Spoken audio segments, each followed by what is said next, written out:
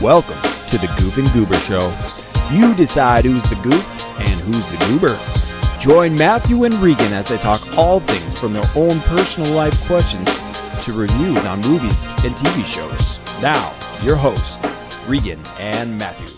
What's going on, guys? It is the Goof and Goober Show. Hello. We've got a special show today. No, we're not going to have a guest yet. We will be having a guest soon. We got something in the works. We're going to have something special. I'm here today with my buddy Regan again for episode 9 of the Goof and Goober Show. Regan, we had our pre-show. We know that, hey, you're doing great. You had a good day today, but just tell the people who weren't at the pre-show, how was your day, man? How are you? Well, first off, if you weren't here in the pre-show, I'm really sad that you didn't show up. But my day's been pretty good. You know, I got to hang out with you today a little bit and do some work over at your house, get your house all nice. If anyone doesn't see, I put up one of those shelves behind Matthew, right? Yep. He did this one, and then I put up those two. Yeah. Wow. You're so amazing. Oh, and then I have got a shelf above my desk that I put up there too. But Regan is so good. He is so good with his hands, man. Yeah, so good with his hands. Matthew, can I talk about the merch, or did you want to talk about the merch? Well, I was just literally about to jump into the merch. So if you'll just take a look at Regan really quick, just check out our merch is out and it is fresh. And I don't have my merch yet. It is coming and it's still. I live in a weird address where I went to someone else's house, so I'm in like a week in transit. So I will be getting mine soon. From what Regan has said, it is really, really good quality, and we try to make it as affordable as possible for you guys. Regan, there was only a couple different things that you bought when you got yours. Just so you guys know, there's a threshold you can put on how much that we profit from the shirts. How much, like, we can raise the price as much as we want, and that's how much we make. And we put it at the lowest settings. There was only, 3 purchases, and we only made like $2 off of it. So we don't really want to make any money off of it. It's for you guys to rep the merch and have quality stuff. It is better than like Target and Walmart and all that crap. So we just want you guys looking good. Looking good. And we designed it ourselves, and we thought, hey, this would be something that I would wear, and I think everyone should wear because it looks fresh, as the kids would say. So fresh. Today we discuss a few different things. Okay, so first things first, we're going to talk about, and I'm just going to lay this out for you guys. Okay, Regan and I. We found out that in Riverside, we can actually watch movies together in a group setting. So last week we watched a movie together, and so we're going to talk about that movie. We'll discuss that in a moment. I've got a special little segment that we're going to do right off the rip. Regan is going to love it. And then after that, we're going to go over The Last of Us episode 7. Okay, so if you haven't watched that episode, like right now, that's your spoiler warning. Like, go back, watch it. If you don't care about spoilers of any of the stuff that we talk about moving forward, then stay with us. But we're just getting right into it. We're gonna get freaking right into it, man. Like, I want to get this knocked out. Okay. And then at the end, I personally have some hauls that I'm going to show you guys. I'm really, really excited to show you. I'm like. It's freaking beast. Do you have any holes by the way? I got like the one haul. Oh, okay. He's got a haul. So we're gonna show some hauls, and then that's kind of the show today. But first things first, Regan. I'm gonna pull up a random number generator. Okay, so let me pull open a random number generator. Okay, because I want this to be completely oblivious, and I'm going to do 1 through 6. There's 6 options. One is 1 and 2, or 1 and 4. Okay. 2 is 2. Sorry. Getting my math here. Yeah, 1 and 4, 2 and 5, 3 and 6. Make sense? So there's 3 options, or 3 options. Yep.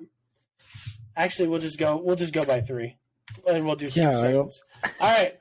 So here's what I'm going to do. I'm going to show my screen here. Share my random number generator. Okay. Okay.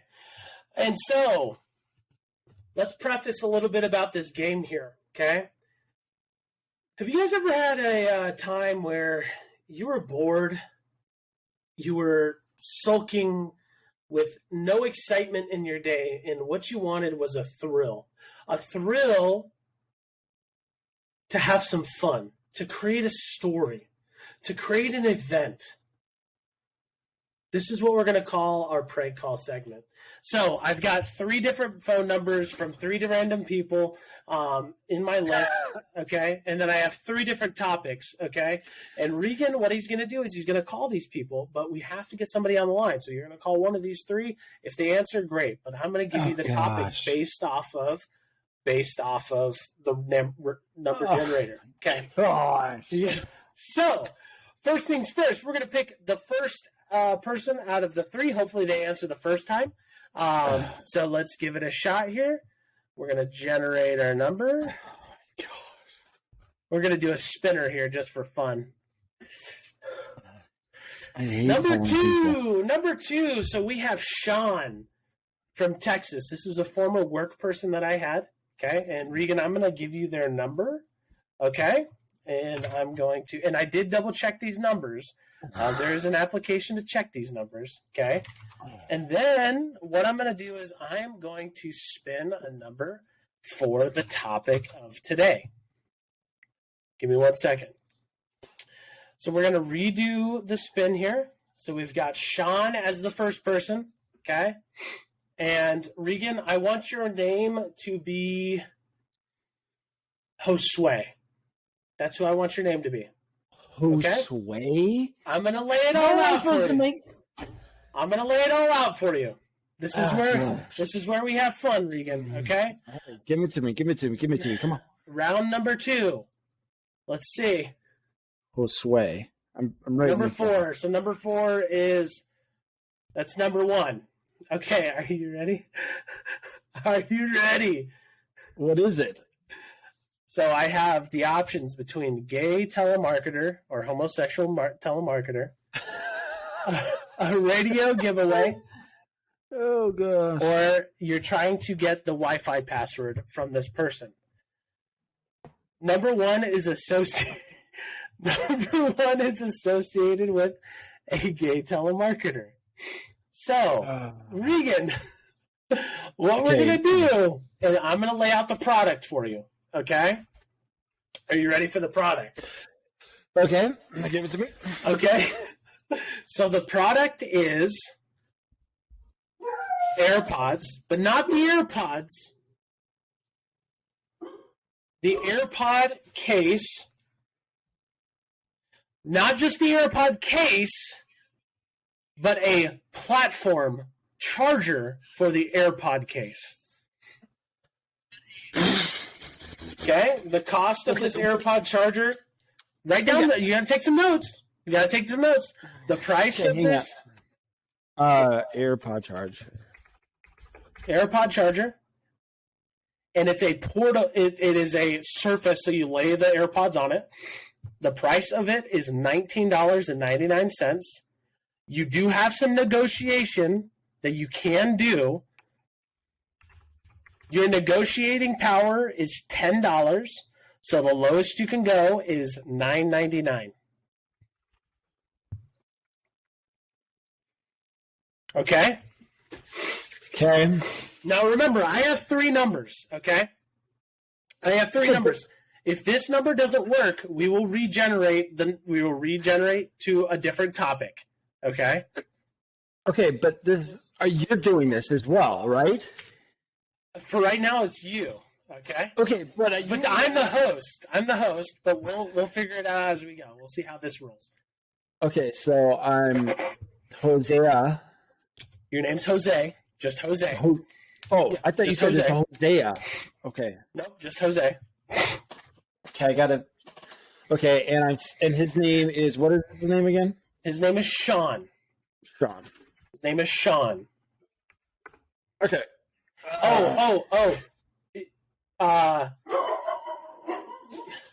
And so the company name is gonna be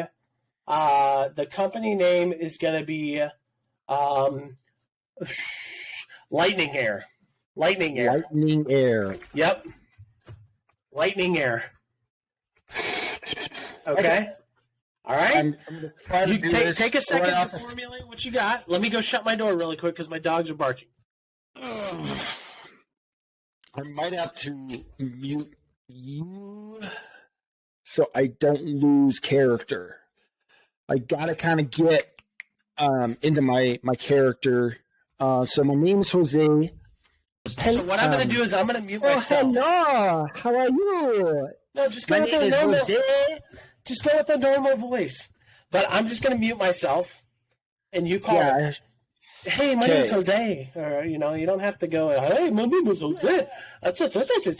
Unless you want to. You gave me a Jose. Go ahead. Do it however you want. If you even get 2 minutes on the phone with this guy, like, I will laugh so hard. But go ahead. I'm going to mute myself. Go ahead. Okay. Hi, my name is. Okay. I'm just trying and to. You got to put it on speaker too. Yeah, I know. Obviously, I'll put it on speaker, Matthew. Can I change my name? Can I please just change my name? I can't hear you. You're muted. Do you want my other generated name that I had for you? Yeah.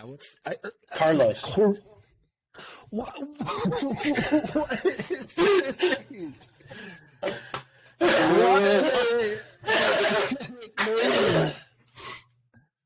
I just want a normal name because if I say Jose, no, not Jeffrey. Jeffrey. Okay, Jeffrey. Jeffrey will work. Okay, go ahead. Okay, here we go.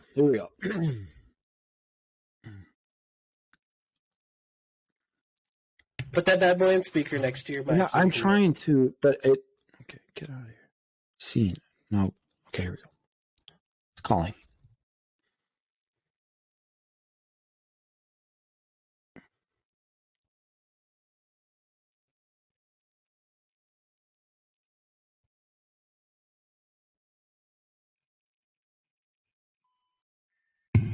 Call cannot be completed at this time in the country you are calling. Please try your call later.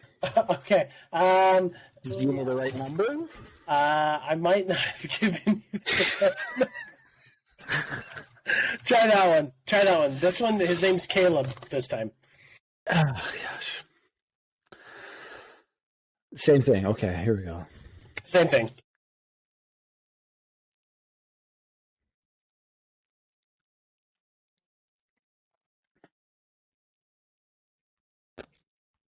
Here we go.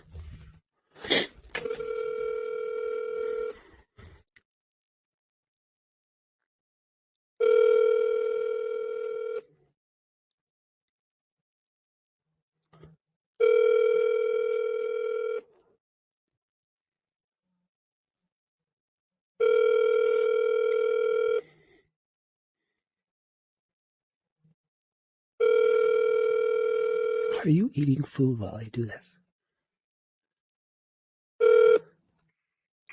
You've reached the voicemail box for Caleb Patton with Greg Weber Realtors.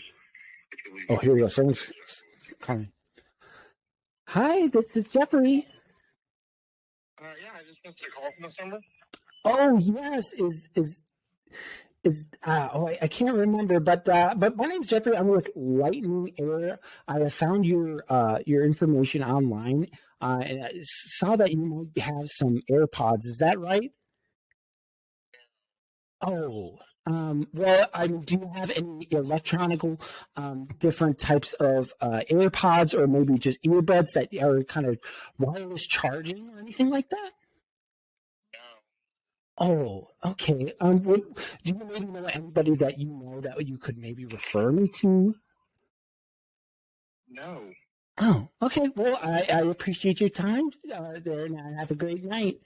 Thank you. I can't hear you. I cannot hear you. I didn't even know who was calling me. I have no idea who was calling me. So I was like, hey, Matthew, you can't hear what you're saying. What are you...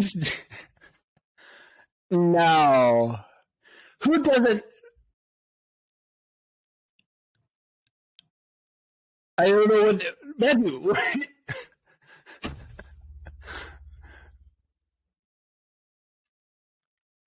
Did I turn myself? I'm not... There Can you you hear are. me now? Yeah. Oh my gosh, I couldn't hear you, man. I had to pull it up on my cell phone. Oh gosh. Sorry, guys. I was mid-chew. My wife just went to Jersey Mike's. She got me food. Okay.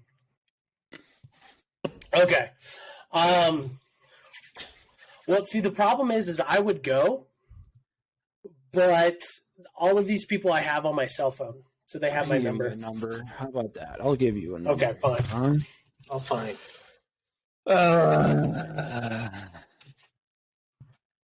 Let me think. See, I pick people that wouldn't know that we have a podcast and don't know us really.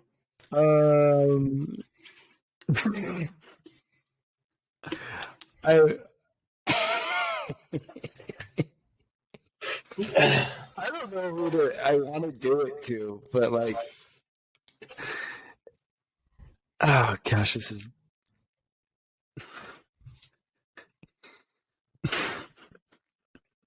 Okay. That guy was so. Who is that? So when I worked at Apple, the reason I picked him is because I worked at Apple with that guy, and he was my manager. He was horrible. He was terrible. You gave me his number. Yeah.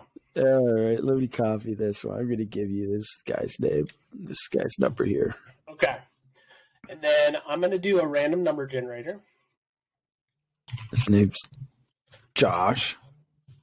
Okay, his name is Josh. Is this a young kid? Is this an old kid? He's about our age. Maybe younger. Younger. Okay. Maybe about our age. Maybe younger, I said. I don't know if he might be older. Okay. He's about our age. Okay, and I'm going to do a random number generator here. I cannot believe you just made me do all that freaking crap, dude. Dude, that was fun, man. Okay, random number generator. 1 out of 3. I got a 2.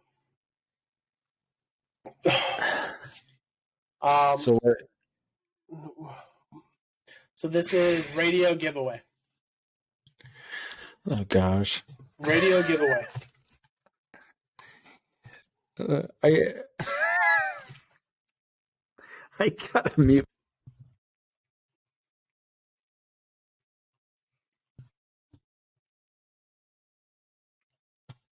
Come on, you gotta give me some thought here. Oh, what? What do you mean? I thought you had it all set up. I can do what I did. Which is what? So the radio giveaway is 2 tickets to Thunder Down Under in Las Vegas. Thunder Down Under is a male strip show. It's gonna be perfect for him. Oh yeah, do it. Okay. See, the funny thing is, Regan was really embarrassed to do this, but I'm on the phones all day for work, so I cold call people. All day. That's why I thought it was funny to you to do it. Yeah, but you had to get up and get yourself pumped. Because I got to think. Oh, gosh, don't even. Oh, gosh. What's his name again? Josh. Josh. Okay. Go ahead and mute yourself. Oh, what's your character? Oh, I don't know. You tell me. You that I just made up on the spot. Oh, you did? Yeah. The names? Oh, I had Carlos and I had Josue in my thoughts. well, just go with Carlos out on. Mm-hmm. I want to see what you thought Carlos sounded like. Okay.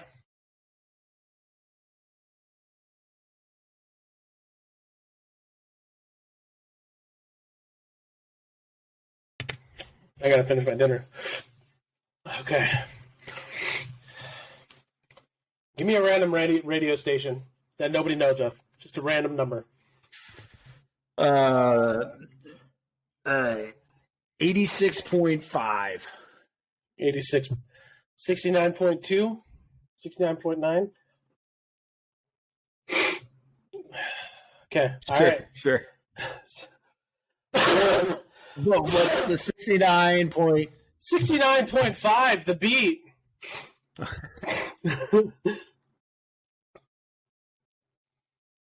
All right, here we go. Here we go. Can you hear that? Your call has been forwarded to an automated voice. Let me call him again. Let me call him back. He said, sorry, I can't talk right now. Let me call him right back. Let me call him right back. Shh.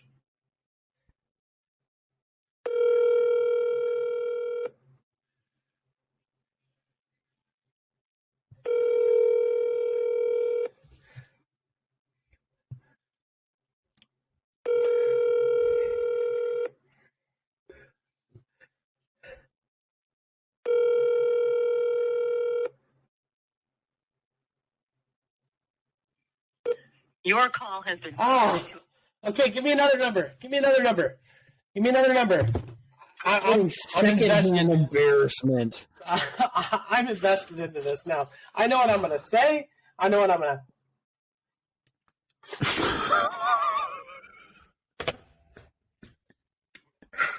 No, I'm not going to do that. No, I'm not going to do that. Let's see.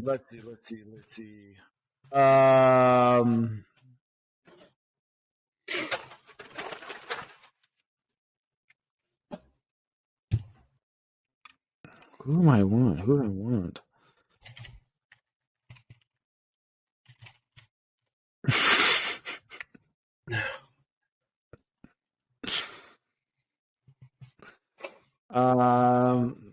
Gosh darn it, I don't know, dude. I'm gonna give you him because I think it would be great. Yeah, we'll do this. Oh shoot, I didn't want to do that. No. Accidentally might have called him. Oh no. Oh geez. I can't do him anymore. I can't do his anymore. But we'll do his brother. His brother. Okay. Mm-hmm. He just messaged me saying, I'm on a Zoom call right now. What's up? Oh, that was Josh Edmondson. I have him saved on my phone. You do? He texted me, so he has my number saved. Oh, gosh, darn it. Dude. That would have been... Do I know this, Michael? Do I know this, Michael, at all? Any connection to this? No. Okay. You should. My name's Carlos. I'm with 69.5, The Beat. You just won tickets to Thunder Down Under in Vegas. Here we go.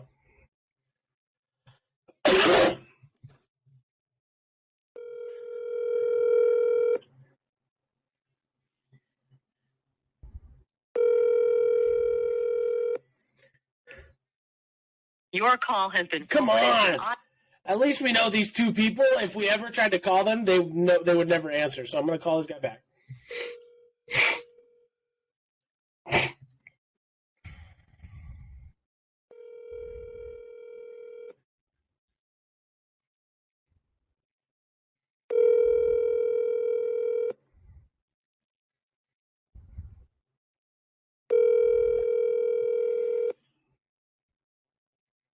Nobody likes answering the phone call. This has been a fail. Your call has. Oh my gosh. Dude, Kaylee, I know you're listening to this because you're in the other room. Who do you know that I can call? Because this is ridiculous. Well, I think they just sent you straight to voicemail. Yeah, send me straight to freaking voicemail. I think it would have been hilarious if you did it with Josh. He knew it was my number. Exactly who you were. That would have been great. Dude.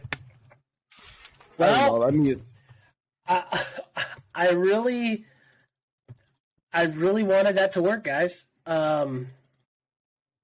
It was, I mean, it was a great idea, man. yeah, you just need people to answer their phone, and people don't like answering phones numbers that they don't know. Yeah.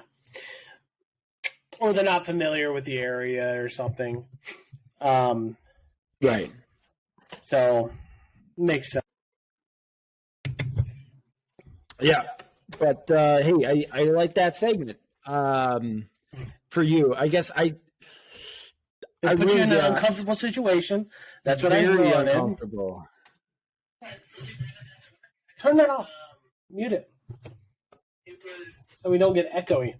You got a number? Yeah. Okay, what's her name? His name. Her. The name is Paul. Paul? Okay.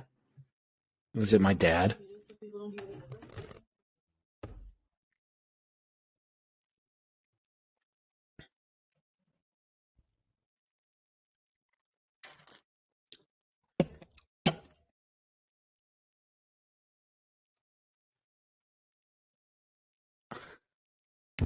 She just gave me some random phone number and said it was Paul.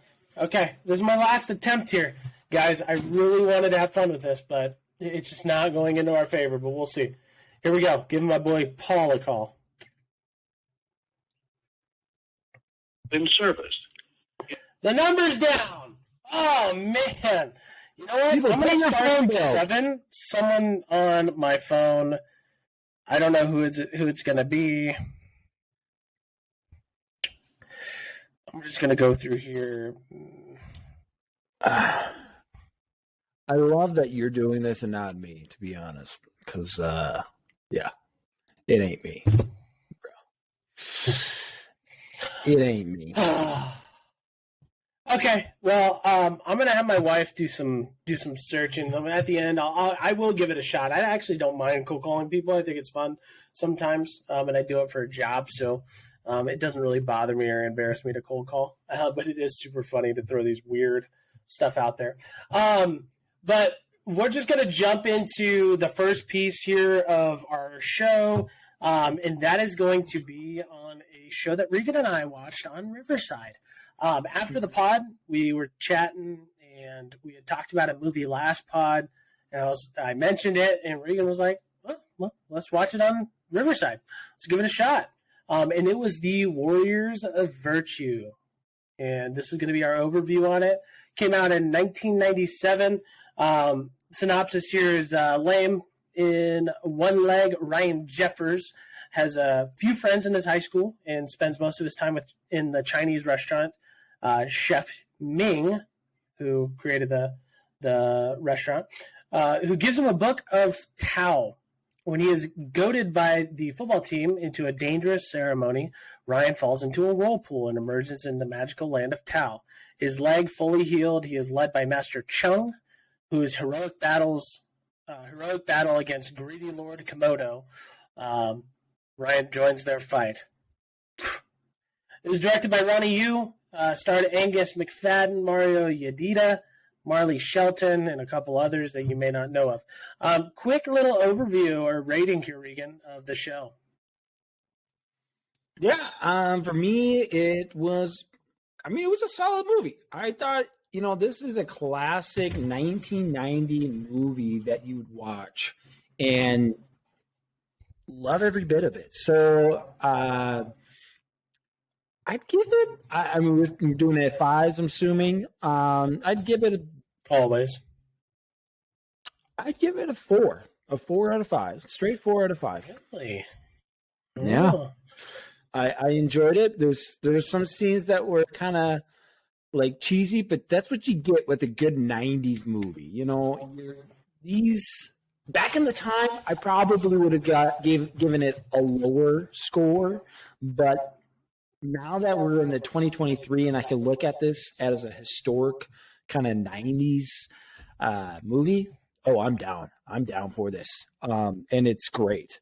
It's everything you want in a 90s movie. It's got the classic. It's got the kind of the retro stuff, and as well as kind of like a Power Ranger feel to it. So, yeah, for sure, 4 out of 5.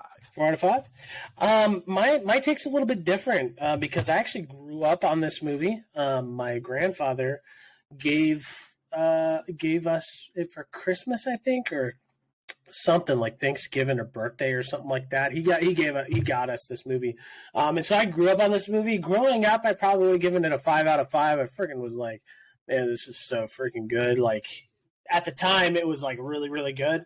If I look at it from a perspective of now, I'm probably giving it like a 2. So I'm going to kind of meet in the middle. I'm going to give it like a 3, 3.5. I'm going to give it a 3.5 because I think that's directly in the middle. Math. Yep, it's directly in the middle. So I'm going to give it a 3.5. It does hold up in my opinion. Good movie. Overall, like I want to ask because Regan even mentioned it. It almost gives like a Power Ranger feel, and it really does. Right? Like so in the movie, Ryan stumbles upon goes to the Tao place or wherever it's called, and he meets these kangaroos, and each kangaroo has a different element. They have like a water one, earth, fire, grass, metal. Metal was a cool one. What was your favorite one out of the ruse? Is what they called it. The ruse, because this is a whole thing about kangaroos who are ninjas. It's like they're doing a spin-off of Ninja Turtles, though. That's the whole thing. Yeah. Well, they're trying to take the recipe of Ninja Turtles and turn it into own thing. But I think my favorite would be it's a hard one. I'd say I think the metal guy. I think he's the coolest. He reminds me of Bumblebee a little bit because spoiler alert, he doesn't talk at all. And that to me is kind of like kind of a cool thing. You know, when you watch Bumblebee, he doesn't talk and people love that. And but he was just this BA boy and he got things done. So yeah, I'd say metal guy for sure. I echo you. The metal guy for sure. So his element is metal, right? Like as we discussed, each one of them has their own little thing that they do. And he's got a ring as his like weapon of choice. And I freaking love it because Captain America is my favorite. It's my favorite Marvel character in terms of superheroes. My top guy. And the ring almost like acts as like a shield. And the way he uses the ring, like in the scene, you're just like, just message me it or. Thank you. My wife just gave me 3 numbers. Do I know any of these people? Nathan. Oh gosh. Nathan. You know who Nathan is. He was close to you at one point. Well, close to someone you were associated with. Okay. Okay. Perfect. Okay, so my wife gave me a couple names and numbers to people that I can give it a shot at the end. But like I said, at the end I'll go over it. But yeah, the way the Iron Guy freaking uses his ring, it was like I told Regan, I was like, dude, this guy's the guy.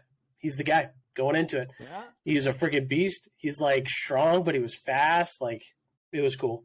So overall, if you hadn't seen it, and again. I always like reference some of these movies and recommendations on some of these movies. They're cheesy. Okay? And they may be dumb. You hear that, Regan? They may be dumb. Okay? But it's fun to watch. It's fun to watch. It's enjoyable to watch.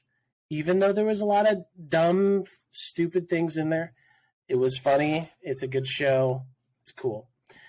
No, I think Regan has a little something that he wanted to talk about. Yeah, because Matthew's been trying to get me to watch the movie A Week Away. If you guys haven't seen that episode where we talk about A Week Away, and Matthew shows me a little clip from A Week Away. It's a Netflix series movie. If you want to check it out, movie, not series. My bad. If you want to go watch that, go check it out on Netflix. Make a determination by watching the whole movie. Okay. Anyways, so I tried watching it the other day. I got through 15 minutes of it. Actually, 20 minutes technically. But at 15 minutes, I was like, I don't want to watch this. This is really just dumb. And the reason why is not because it's so cheesy, but it's 2023, and we already know that this is cheesy and it's just trash. And they're still doing it. They're still trying to do it. And so, like, to me, it was like, I don't want to watch this. I've already seen this. I've already experienced this with the High School Musical. So, yeah, I'm not going to watch it. When High School Musical came out, did you think it was trash then? Nope. No, you thought it was good back then? Yeah. I did not. You did? You seriously? No, it was not. Everybody loved High School Musical. I like High School Musical now because I know it's cheesy. And I accept the cheese. It's like me at freaking Olive Garden. When they're like, hey, do you want any cheese? I'm like, yes, please. Tell me when to stop. I never stop. I never say a word after that. Like, I just stay silent for the entire meal. And they just, for 15, 20 minutes. And at some point, I'm just like, cheese, straight cheese, straight cheese. I told you going into the movie it was a cheesy, dumb movie. I did. I warned you. Go back to the clip, y'all. Go back to the clip. I tell you guys, it's a cheesy movie. It is. It's dumb. It's cheesy. The acting is even poor. But what it does... Say it was dumb. You didn't say it was dumb. Because the concept of the movie is not dumb. What the acting is dumb. The way they operate the story in some ways is dumb. But overall, the overarching story was really, really good. And I think a lot of people can take after that story. We see a guy who's very, very lost, no family, nothing. And again, I'm going to spoil the movie right now, okay? And go watch it, okay? Because if you think it's stupid and dumb, just go watch it and whatever, make your judgment. But the main character, is a kid who's broken, he's lost, he's confused, he does all these stupid things, he has no family, his family passed. He was taken in from this other family who does adopting, and they send him to church camp. He didn't know it was church camp, so throughout the entire show, he thought this was just a normal camp. Come to find out, he's like, oh, this is a church camp? This is blah, blah, blah, blah, blah. And so you see that he accepts that being Christian is different, believing in God is different, believing in Jesus is different. And then as the movie progresses, you see that he's slowly accepting Christ. Not by saying, like, hey, I believe Jesus, and I believe that you died on the cross and you rose 3 days later, but he's accepting the fact that, hey, God is actually in this moment. And the video that we reviewed is the turning point of that movie, and Regan never got there. So he saw all the stupid beginning stuff. He didn't see the camp stuff. He didn't see the stuff where, they're doing camp life or anything like that. And that was my whole pitch to the movie is I went to church camp. I felt similar ways. I saw Turn the Tide, and it was cool to watch. Like, it makes me want, hey, Max, I know you do Young Life in Scott County. If you guys need a leader for church camp, I would definitely be a volunteer and help you guys out. This show so would he. This show sparked that remembrance of church camp, the things that I learned, and the importance of community and being young and stupid and having different ideas of what life is. That's what the whole movie's about. Okay, I agree, and that's great, and I love that, but you don't need to make it like that.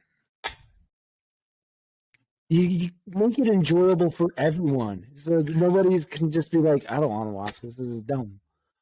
If you're trying to reach people to It's show not them dumb. that there's a different way of living life, then do something that is enjoyable for people, not something that you know people are going to cringe at. Yeah, but I think church camp is cringy in and of itself because it's dealing with kids. We're talking about high schoolers. The whole movie's about high schoolers. High schoolers and middle schoolers. They're all dumb. You hear that? You guys are all dumb.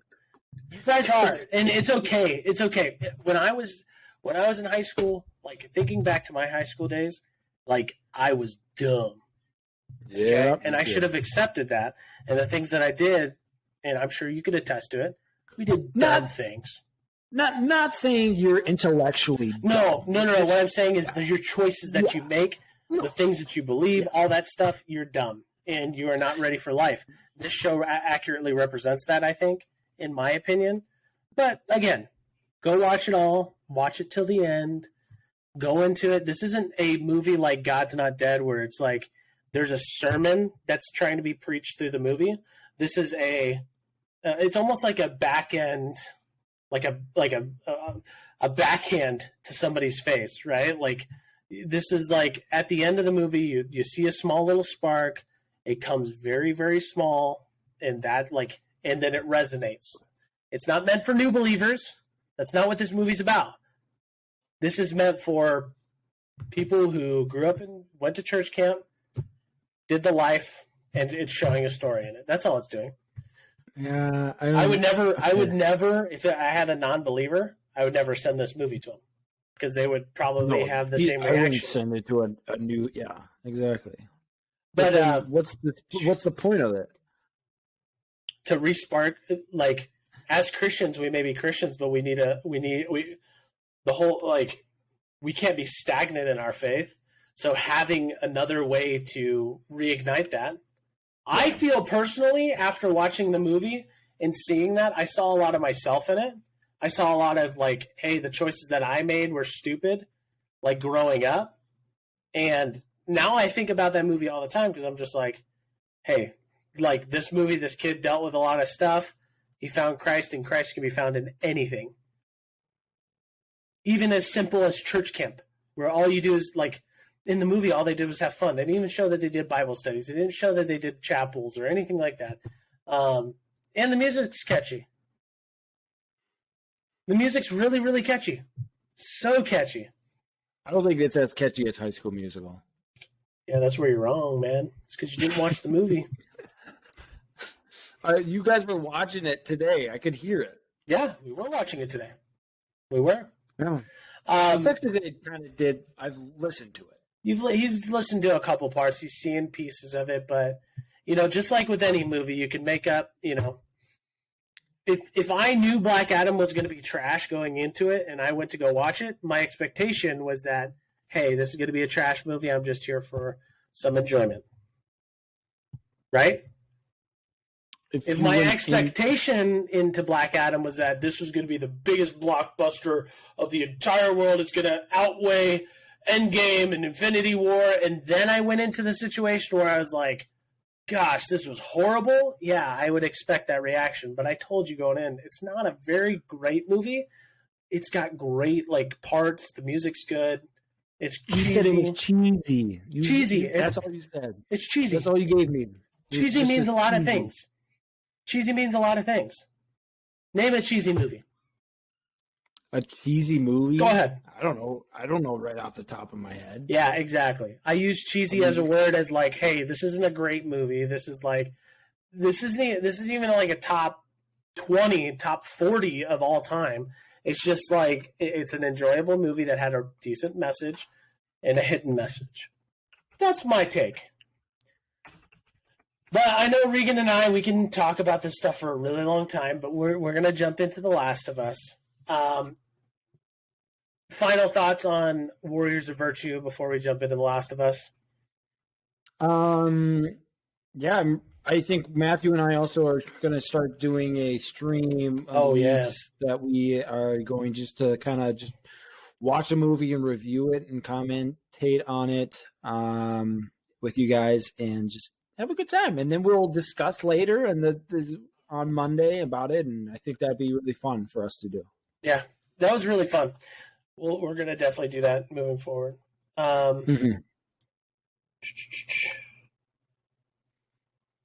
got an email from a customer. Okay. We're not at work. We're in a podcast right now. I'm sorry. It's just work. Work is so like I have to be ready at all times. It's stupid because when you chase that bag, that's what happens. Okay, Last of Us, episode 7. Okay, we're going to jump into it. All the spoilers, all the deets, everything about this episode. Okay? Again, spoiler alert. Spoiler alert. Spoiler alert. If you haven't watched it, spoiler. If you haven't freaking watched it, go watch it and come back. Or if you don't care about spoilers, stay. Okay? Synopsis of this show. As Joel fights to survive, Ellie looks back at the night that changed everything. Not a very long synopsis, but some context here for those who haven't watched The Last of Us but want to have a convo. Last episode, Ellie and Joel, who are the main characters, obviously, were traveling together, went to a firefight location, stumbled upon some D-bags. Joel went to protect Ellie. He got stabbed with a broken bat. And now we are in a situation where Ellie is now kind of taking charge.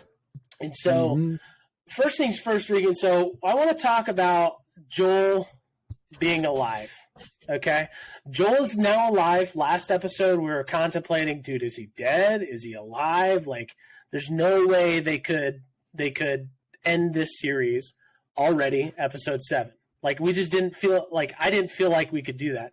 What were your thoughts on that? Did you think that they were going to kill him off? And now that you see that Joel's alive, are you ecstatic? What's your thoughts about this whole beginning here? No, I was very surprised that they showed that. I thought that for sure they were going to show a little bit about, what happened, but then this is going to kind of bring a flashback to Ellie from when she got bitten and everything. But they kind of went more into depth than I thought, and that was where I was surprised. I don't think we can get away clear with saying that Joel is okay, that Joel is alive. He's still in it. He's still trying to figure out we saw at the end that Ellie found a sewing machine thing or a sewing patch thing, but we don't necessarily know yet if Joel is sustainable, going to make it. Yeah.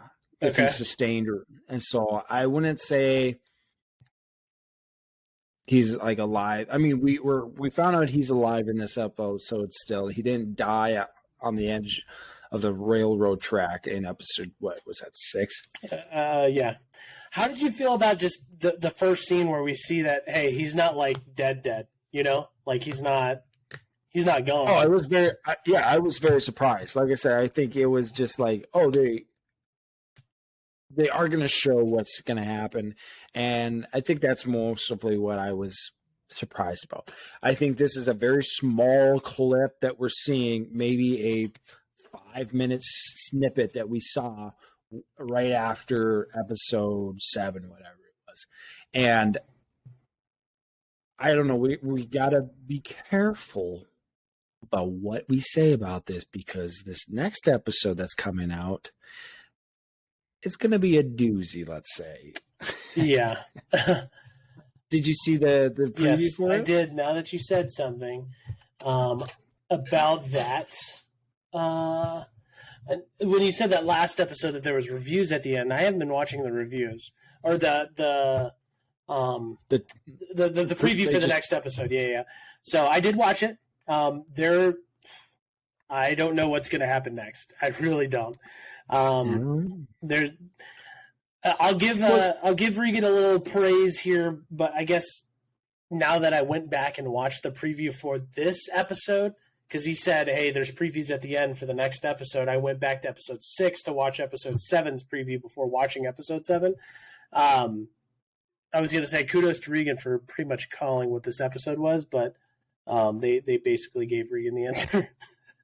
Yeah, I didn't have to think too much about it. He didn't have to think at all.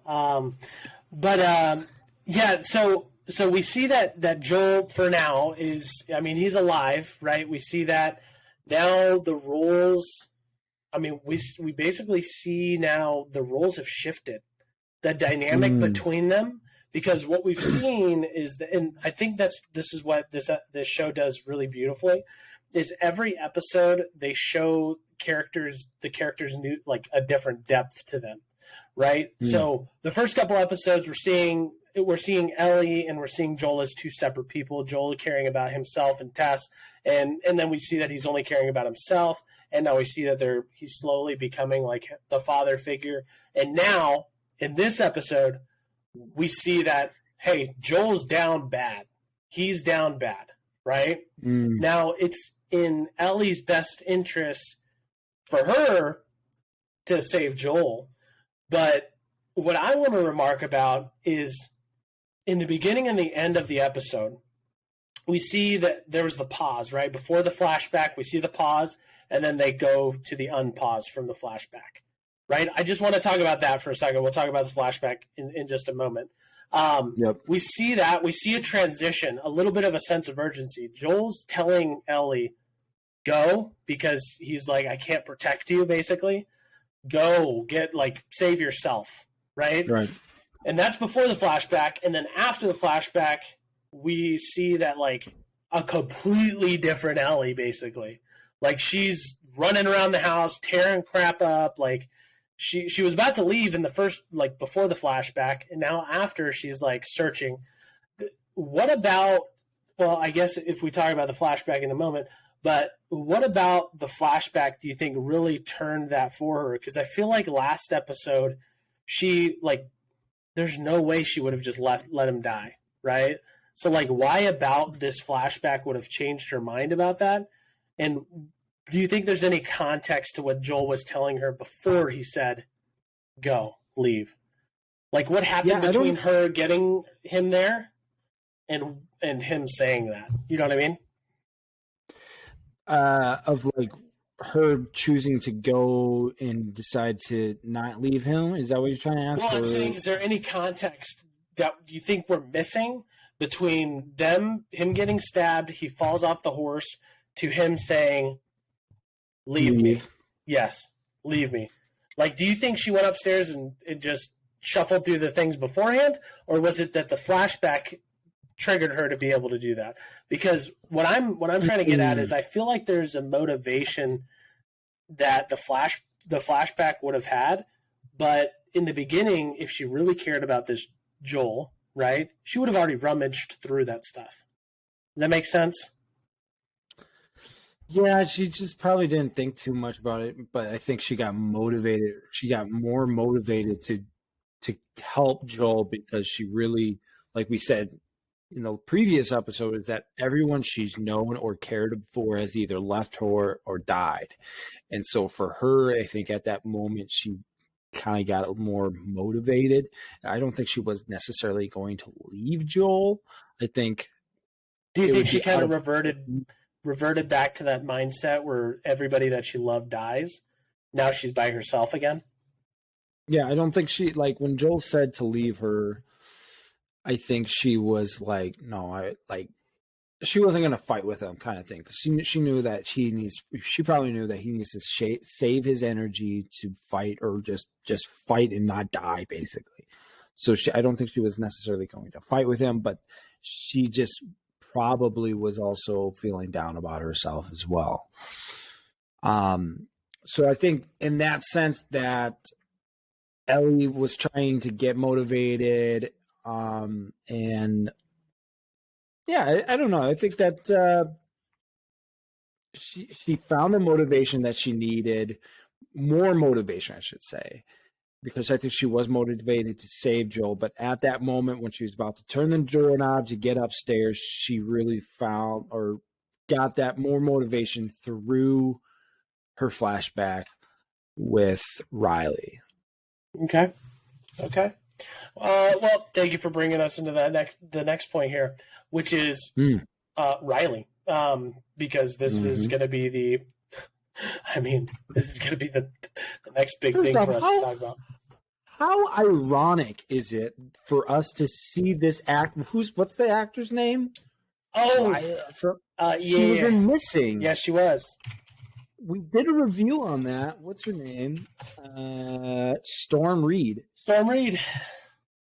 And was she in? How ironic that she played Riley, and then she's the main character in Missing. How could you not see that?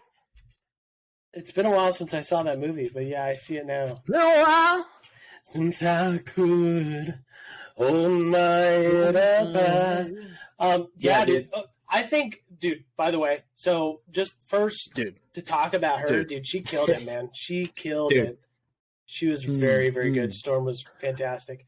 I like at the end of the movie or end of the episode, you watch the overview, and the director was like, we have to find somebody that matches Bella Ramsey, but not just matches, but exceeds Bella Ramsey, and she by far killed it, in my opinion. I think so. I think, yeah. I don't know. My thing is that I don't think it necessarily matches her personality to what she is now. She might have matches her personality or exceeded it before, but the personality that she has now with Joel, I don't think Riley exceeds that. Oh, no, not at all. No way. But no, before that. But yeah, that's why it's a flashback of the past, right? Like, Ellie has experienced less things back then as she has. So, no, I agree with you.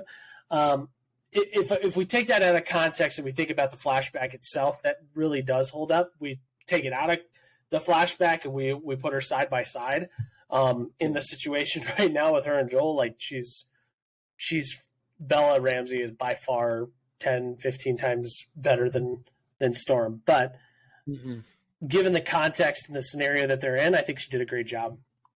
Yep, 100%. And now that I'm looking at this, looking at her, yeah, dude, I remember her in Missing. I didn't even think about it going through the movie. Or the show. I was like, she looks familiar. Who is she? Where is she from? What did I watch her in recently? So for me, I'm a big face guy, and I can remember movies very easily. Shout out to my 9th grade class where we had a movie, Jeopardy, quote Jeopardy, and I freaking wrecked people in that, dude. I was so good at that. I was like, if I could make money doing that, man, I'd be so good at it. Playing Jeopardy, but movie quotes. Oh, movie quotes. Gotcha. Okay. Mm-hmm. I could see that. Big movie quote guy. As well as not necessarily, I know people from their movie. I don't necessarily know the actor, but I know, that person played in this movie. Face guy. I'm the face guy. Okay. What's your rating of Storm in this? I wasn't very impressed. I think Bella Ramsey outacted her for sure. I think that Storm is a good actor, but Bella Ramsey for sure outacted her, and it didn't do Storm good in this whole piece because you can see that Storm wasn't to the level that Bella was at of acting. So, but I think she did do a good job of playing the character. But my rating of her is lowered because of Bella, because of how good Bella is. So I'd give her probably a 3.8. 3.8. It's not far from my pitch on it. I give it a 4. I give her a 4. I think it's very hard when you have two good actresses and you have one like Bella Ramsey who's just like she's a 5 out of 5, dude. She's 5 out of 5. Yeah. She did really good. What my portrayal was, or my idea, and when they said the overview or the overview of the episode, was that she needed to play somebody that you could believe can outperform Bella Ramsey's character itself, if that makes sense. Yeah, and one thing that I'm really excited to see is what happens to Bella Ramsey's career right after this. Like, what kind of movies or shows is she going to be a part of because of this whole series? I mean, I don't think she's been in very many things before. Her first appearance was in Game of Thrones. Really? Yep, of something, if I'm not mistaken, because she ends up. Spoiler alert: she dies at the end. I don't know if she was on for very long, but I'm pretty sure that if I remember correctly, it was like she did some other stuff, but what made her famous was her portrayal in Game of Thrones. Yeah, Game of Thrones is her biggest one. 2011. What the heck, dude? And she was in Holmes and Watson with Will Ferrell and John C. Reilly. Oh, jeez. And then it was her and then Noah Jupe. I just watched a movie with him, Honey Boy, which kind of depicts Shia LaBeouf's life. That's kind of crazy. Sorry. No, you're kind of good. go on a tangent here. There's dude. She's honestly, I'm really excited to see what she does afterwards too. Yeah, because she's been absolutely killing it. I wonder what types of roles she'll get though. Like I could definitely see her being like on the evil side too, like doing like a protagonist, or excuse me, an antagonist. But I could also see her doing some protagonist stuff. So we'll see. I don't know. Well, it says she's going to be in Chicken Run 2. I don't know how accurate that is, but I see that online right now. Chicken Run 2, didn't that come out a long time ago? No, 2022, 2023, what? Mm-hmm. Oh. That's still to come out. I don't know what's going to... I mean, it's a voice acting, so I'm not really too excited about that. Oh, she was in His Dark Materials. What?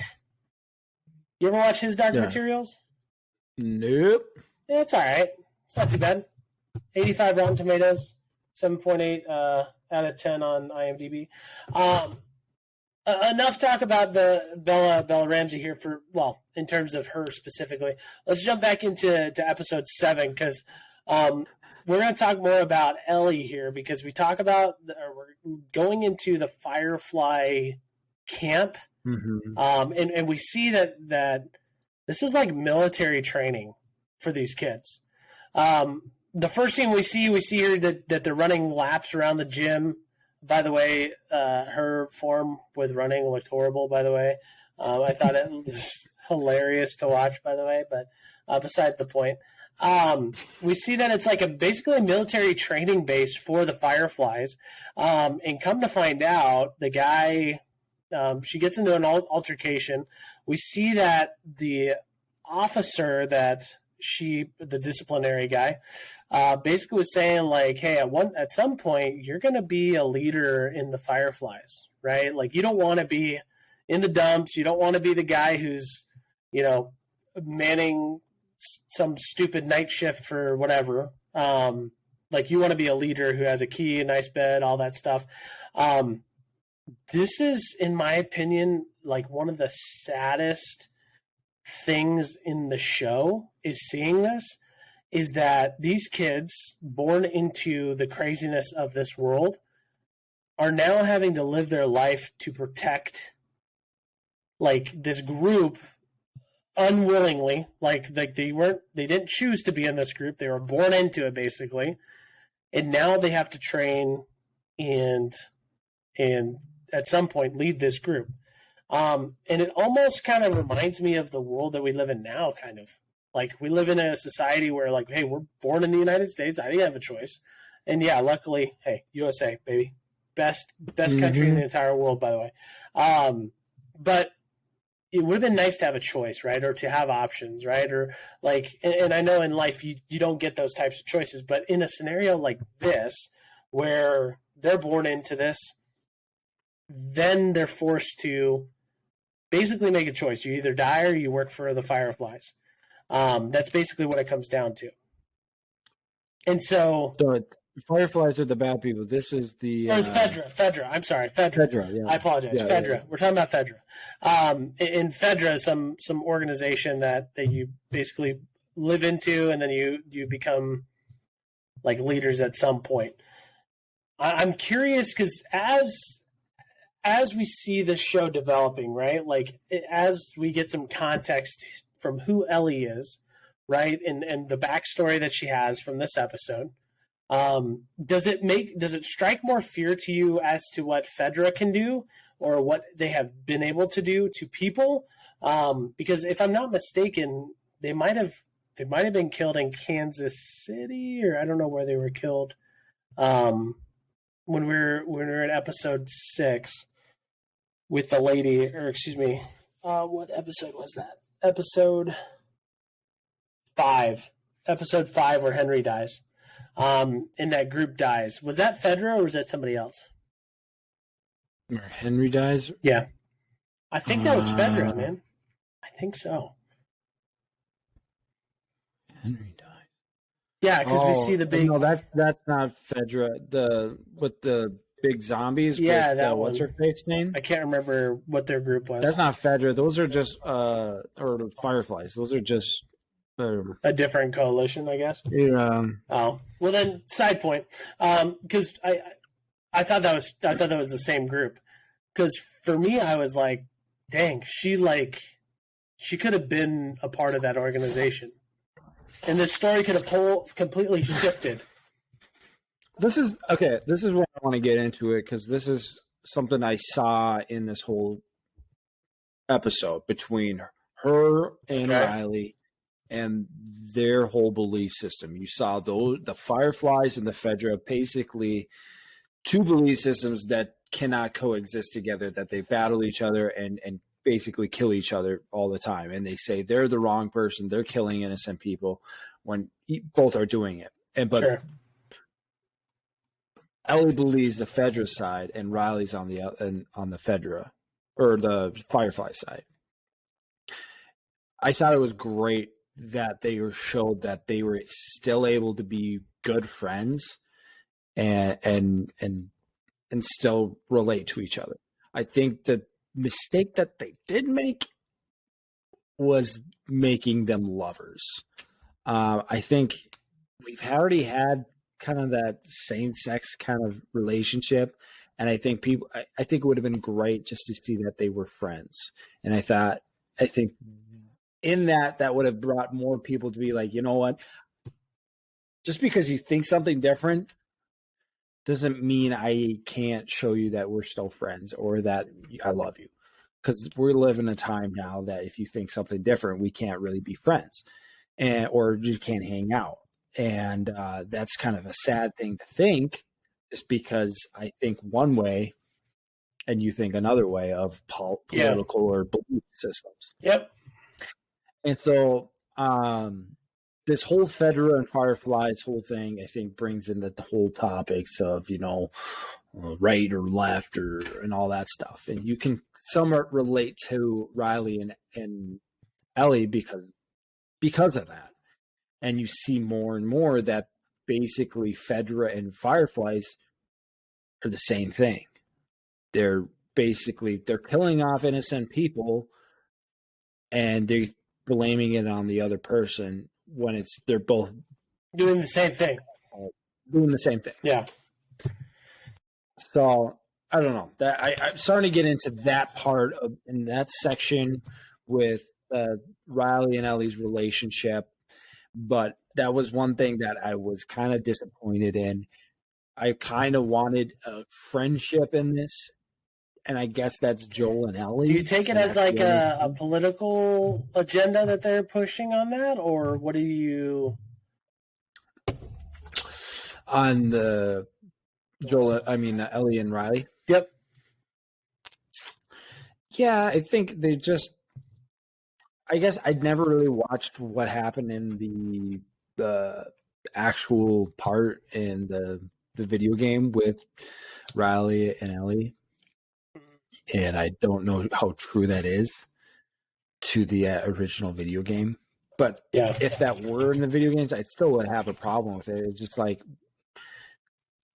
it's just like, I don't think that was true. I think most women probably aren't, the statistics of, that being true. I don't know. But I think that would be more true to being relatable to people, is that to have a friendship, because I think friendship is just as valuable as, I guess not just as valuable, but very valuable in your life. And to show that would be so amazing. I think that'd be so good for people today, especially the amount of people watching this.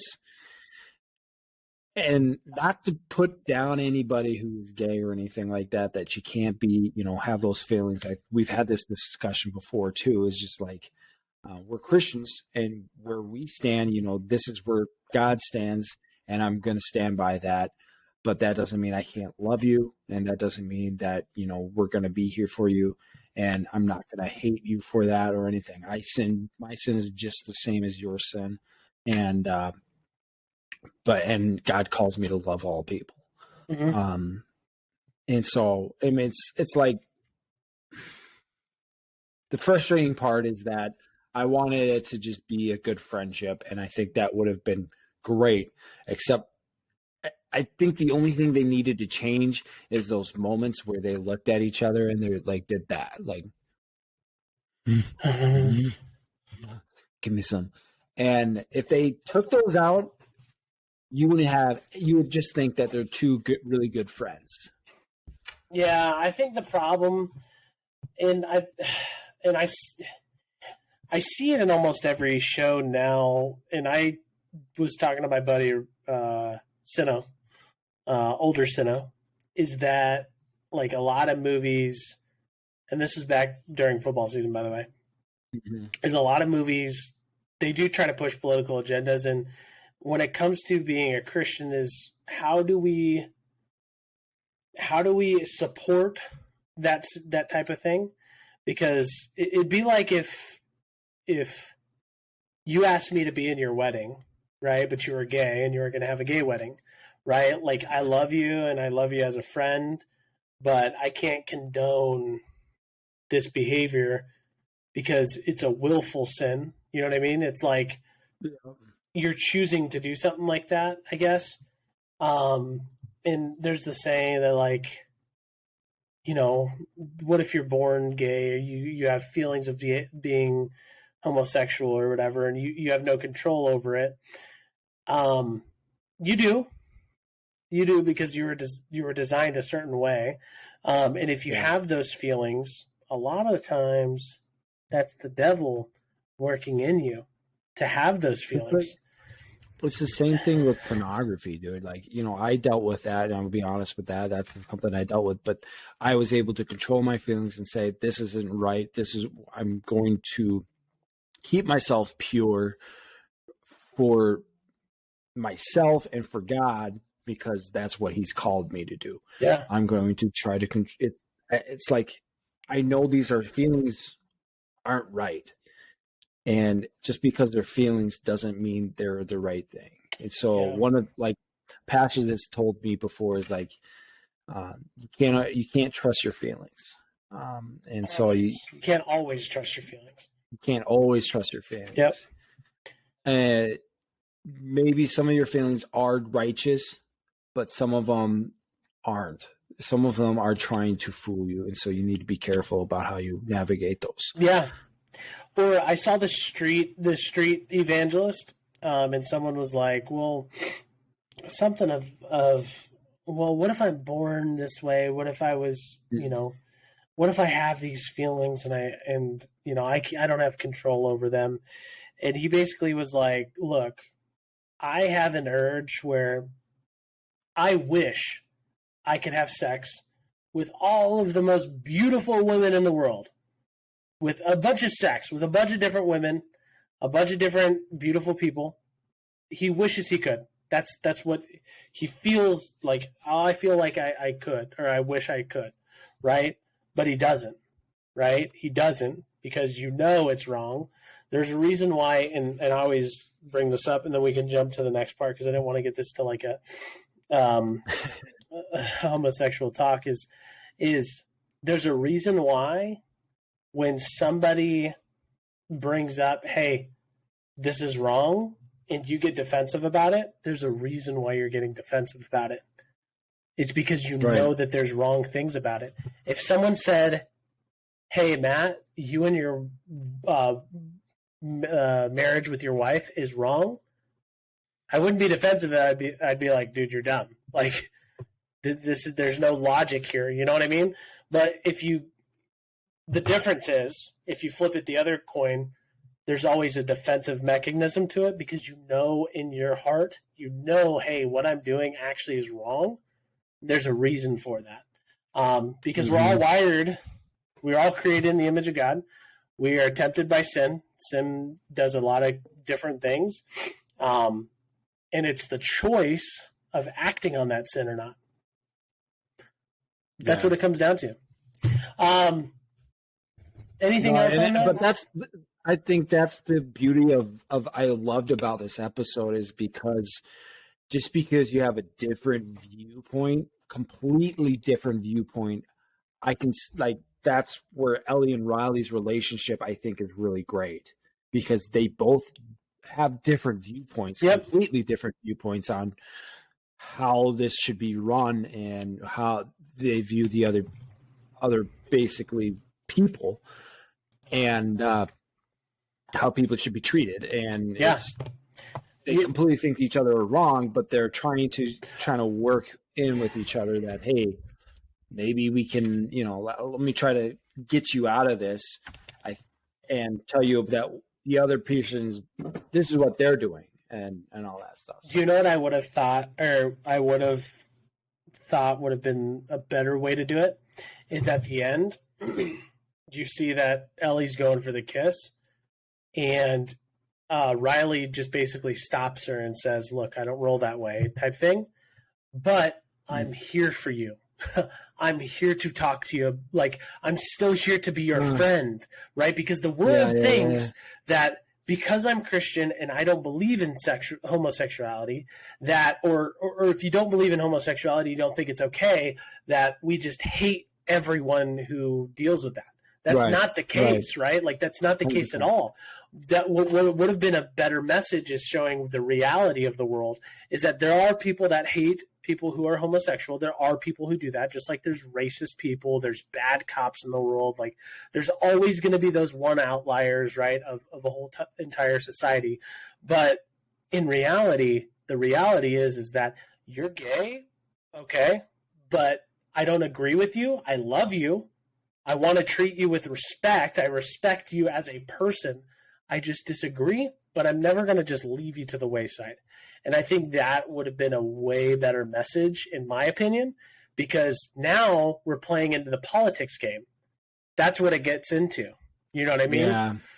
So I think that would have resonated with a lot more people, because if you take that point and you say, hey, we're going all in left or right, and whatever the game has, I don't really care, right? I don't know what happened to the game. I don't know if there was some situation that happened. What was I going to say? I don't know if that happened in the game, but I still think that would have been a better message, right? Like, we know that things happen, just like when we saw what's his name? Bill and Frank. We didn't need to see it, like, all of that stuff. We know that it's happening and it's their choice and stuff like that, but we didn't need to see that. Now you're appealing to only one side of the world, basically. Yeah. You know what I mean? So that's my thought. We'll jump to the next thing here because we really wanted to talk about. So basically what happens is obviously Riley goes where we see that Ellie is at Fedra. We concluded that it's Fedra. She's at Fedra. She's training. She gets into a fight with somebody. She has a conversation with one of the lieutenants. And come to find out is that Riley had been missing for like 2 or 3 weeks or something like that. They thought she was dead. They thought she wasn't alive. And Riley comes back into the mix. She comes to a really high tower where they're staying. It's like a big, like, not a skyscraper, but it's probably like a 10, 15-story building like you'd see in like New York or something. And Ellie's in her room. You could tell that they shared a room at one point, and the room or the other bed is missing, or nobody's there. The lights are missing, no pictures, because on Ellie's side there's pictures, bookshelves, all of it. And we see that she comes to the window. They have a whole extravaganza on the roof, where they're basically jumping from roof to roof, building to building. Before they get to the roof, they stumble upon a body in one of the buildings as they're going upstairs.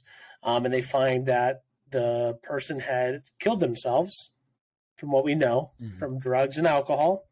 And so I wanted to talk a little bit about that, because the crazy thing about this is, like, in the world that we live in now, there's kids that get away with drinking before 21, doing all that stuff. Now, like, in this real world, we're like, it's basically no holds barred. Anybody can pretty much do whatever they want, pretty much. And that's the idea that we get.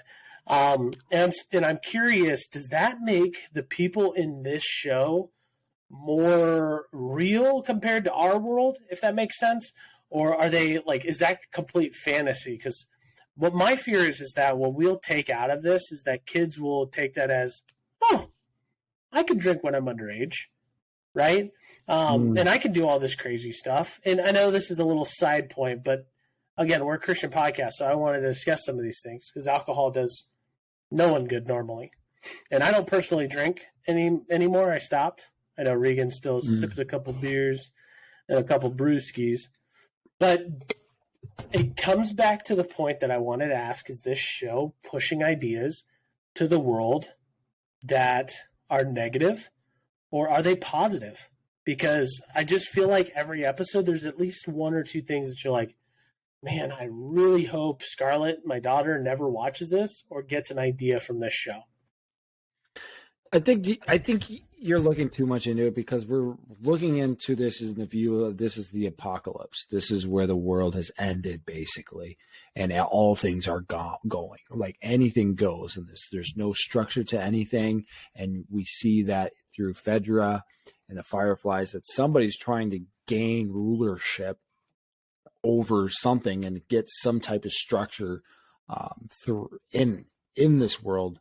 But there's really no one's getting that no one's getting tread on that. No one's gripping onto the true leader in the free world right now. And so I don't think it's a negative thing. I don't think so. I think when kids see that, the context of this whole movie and TV show, is that the world's screwed up. We're all screwed over. There's really one thing left to do, and that's to die. And so when you have nothing to live for, like the guy laying there, you just wait to die or just kill yourself. So there's really no reason to live for them, except for just, living, really. And that, you could, if we talk more about Christianity and we get into that, that would be a good conversation about, even today, what's the point of living? Is it just to make money and have a lot of money in your bank account, and then at the end be able to give it to people at the very end? And then what, is that it? And, but the same thing there is like, what's the point of living?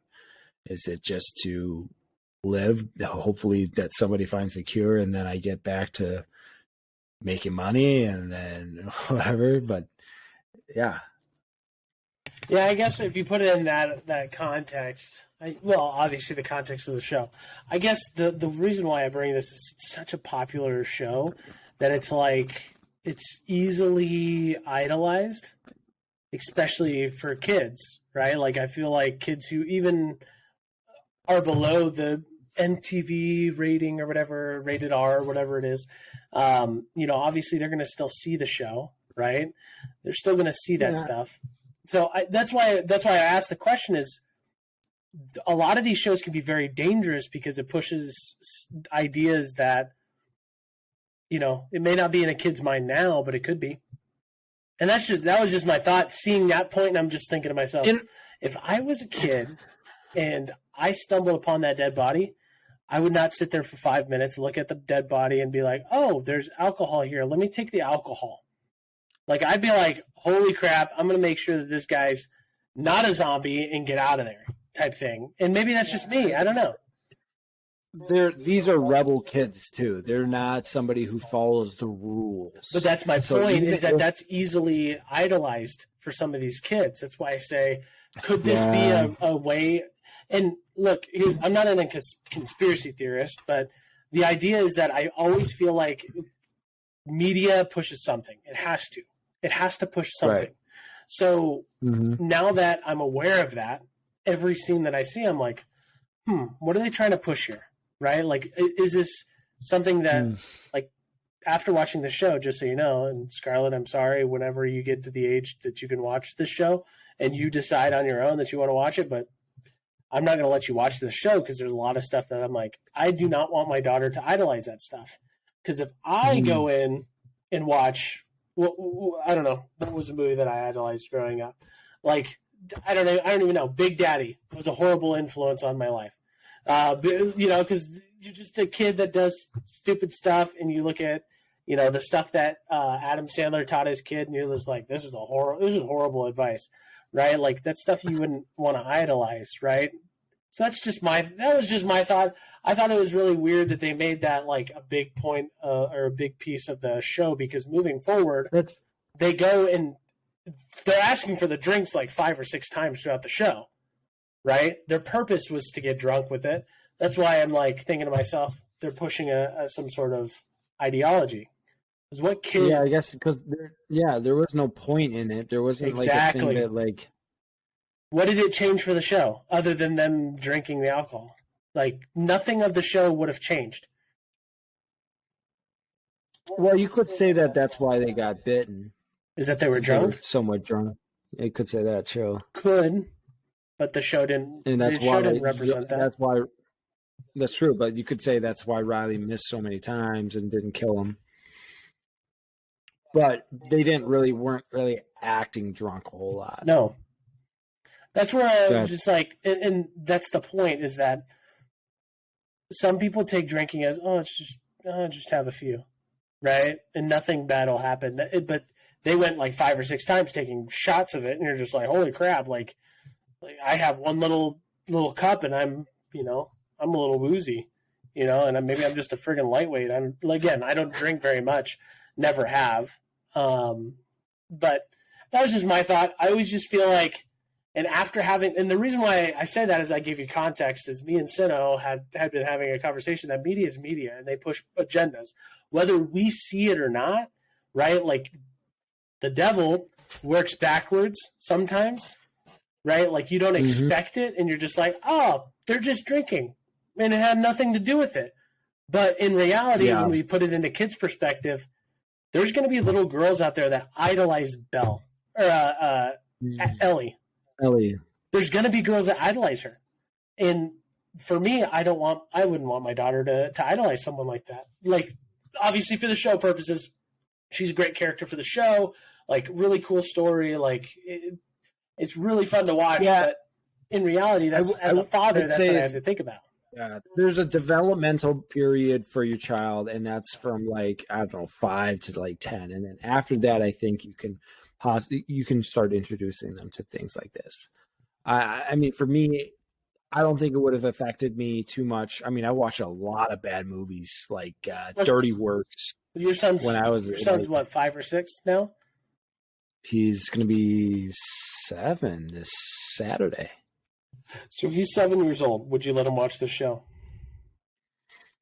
We did watch it, actually. Oh, you did? But it was not this past episode, was episode after this. Episode before this? So that was the Tommy. The father saw. Oh, yeah, where they saw Tommy. Yeah. See, but I don't think that episode. I don't see that episode was that bad. No.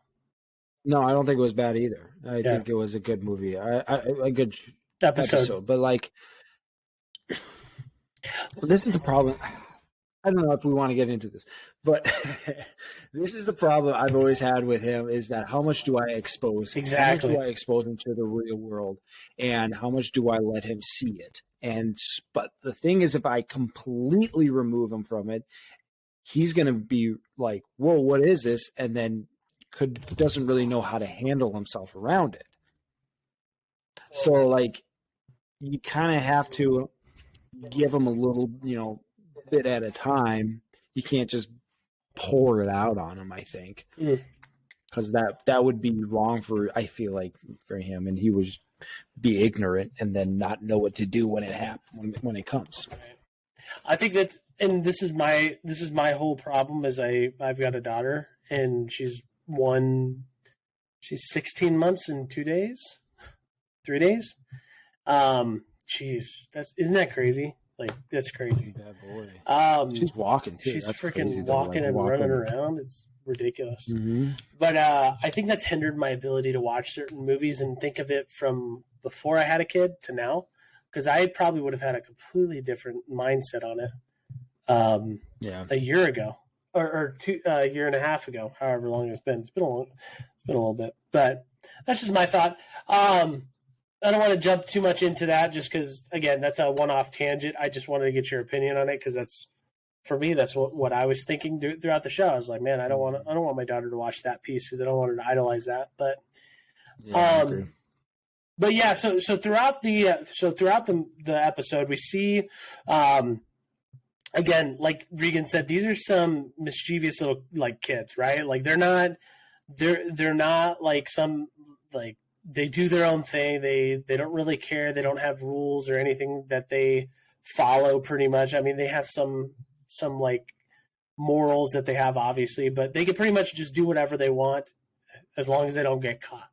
And so they find this mall. They go into the mall. They have a big extravaganza in the mall. I'm talking, they go to the arcade. They go on a Ferris wheel. They go to, where else did they go to?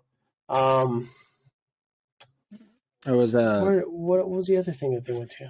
They went to another thing. Oh, escalator, the photo booth, the escalator, the photo booth, and all this stuff is like new stuff that Ellie's never seen. She's very, very sheltered, if you will, meaning like you could tell she probably hasn't gotten out too much. Meaning like she's mischievous, but she tries to stay within her confines. From what we get from this, because she's never been to a place like that. Come to find out, go ahead. That's what I get from the episode, and I was going to ask you to comment on it. I think that they didn't go there because they were being told that there were a bunch of infected. That's why. Okay, so that was why. I remember now. That's my fault. I think Ellie is more of a rule breaker, and you get that through the whole thing. Yeah. And it's not necessarily I think she wants to more be on the Fedra side, where life is nice and she gets to be in charge of people, and kind of she likes to be that, and kind of, but at the same time she wants to stay safe. Yeah. So basically, they were told they shouldn't go to the mall because it's infested with crawlers, basically, or whatever they're called. They go in, they go to the arcade, they do all this fun stuff. They do like have this whole little date or whatever. And we get a little argument between Riley and Ellie, because come to find out, Riley has a bunker in the mall just by herself. She's creating grenades or bombs or whatever in there. She's like creating a bunch of stuff for not Fedra, but the Fireflies. And so we see that they have a conflict because, again, Ellie is leaning more towards the Fedra side. She's not really a Firefly liker. She doesn't like the Fireflies. And we see that they have a conflict. She storms off. And earlier in the episode, we get hinted that there is a What are they called again? Gosh, what are they called? Runner? Not the runner. Oh my gosh. It starts with an S, I think. Oh my gosh. What are the creatures in The Last of Us? Clickers. The clicker. Clicker, yeah. There we go. Or the runner. The runner. Well, they have runners, stalkers, clickers, bloaters, shamblers, and rat king. I have no idea who those are. Well, we saw a bloater, right? We haven't seen a rat king yet. We have not. We'll just call it a clicker or a runner. We'll say whatever. You guys can correct us in the comments below. But they found out that we see that there is a clicker in the mall. I'm going to be honest with you. My wife and I were watching this, and I literally was like, holy crap, this is going to freaking suck. Like there's one of two things that could happen. But I've literally freaked out because I was like, oh my gosh. I knew at this moment that something was going to happen at the end. First thoughts on that, Regan, and then what was your expectations at the end? Did you... Yeah. Go ahead. That whole part, it kept you on the edge of your seat because you're just like every turn, every moment that they have after that, you're like, where are you? Where's the stalker guy? Where is he's coming out here pretty close, and where is he? And it really kept you on the edge of your seat. And the funny thing is in the episode, so this was at the time where they were in the arcade, I think, and they were playing Gauntlet 2 on the arcade machine, which they peer back to the beginning of the show where Ellie had a poster of Mortal Kombat 2. Excuse me. Mortal Kombat 2. And they were like so loud, so obnoxious, like they're having a good time. This was obviously a game that Ellie never played before. And during that entire time, I was just thinking to myself of episode 2, where what's her name not stepped on the piece. Tess? Where Tess, yes. And all of the clickers got basically ran there. Mm-hmm. And all I could think about as they're making noise is this stupid clicker is going to call all of their friends. That's a true, yeah. He's going to call all of her friends, and then they're going to get swarmed. And somehow, obviously we know that Ellie lives. Somehow Ellie gets away. So during that entire time, as they're screaming, as they're being stupid, I'm just thinking to myself, no, please, no. And that's a good point, though. Why wasn't there any more? Because we're told that they can communicate miles and miles away to each other. And if they hear or know that somebody's there, I suppose they probably got things to protect them or things like that. So, yeah. Something like that. But during that entire scene playing Mortal Kombat 2, and they're like, finish her. Or finish him. I'm just thinking to myself, this is foreshadowing something's going to happen. Someone's going to get ripped to shreds. And I mean, the first finisher was the woman eating him and then pooping out his bones. Yep. Or so the second or third, or I don't know what it was. The guy with the... There's only 2. Or they had a couple battles, but the second one where he stabs him in the air, I was thinking the bloater was coming, and really? How he snapped that guy, basically ripped his head off. That I was like, "Holy crap, this would be crazy." I don't know. That's just what my mind was racing. But they really, in my opinion, they set that up pretty well. The ending, based off the showing. Hey, there's an actual clicker here. It had me overthinking the entire time. Guys, you got to be quiet. Shut up. What is going on? Yeah. And then, we see that they have the argument, right? And then she goes and leaves because they are having the argument. And she goes out back towards the electrical room. And my whole thought was that she was going to walk into a room full of clickers. And I was like, somehow she dies and she lives. I don't know. She's going to die. Or Riley's going to come save her. I really had no idea. But come to find out, she comes back. They play this weird, like, screaming noise from the Halloween store. Kind of freaked me out, to be honest with you. And then they're stuck in this Halloween store, and I think this was actually a really brilliant way to end the episode, was having them end their saga is have them in a Halloween store. It's kind of the irony of the whole thing. They're like they're dancing on the stupid glass with a clown mask and a wolf head. Like, it's just ironic. And then all of a sudden, we see that there's an actual clicker in the Halloween store. They basically attack her, attack the girls.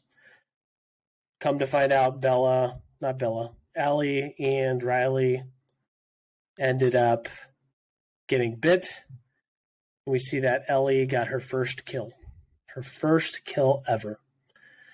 Do you think this is the kill that she's referencing back in episode 4 when she tells Joel that she's killed people before? She's killed something before? Or was she meaning killing something with a gun? I think this is the reference. I think she's pretty shocked at this. And, you know, we could also look at when she went down that hole in that convenience store when she basically killed that whatever stalker or whatever. Oh, it was. yeah.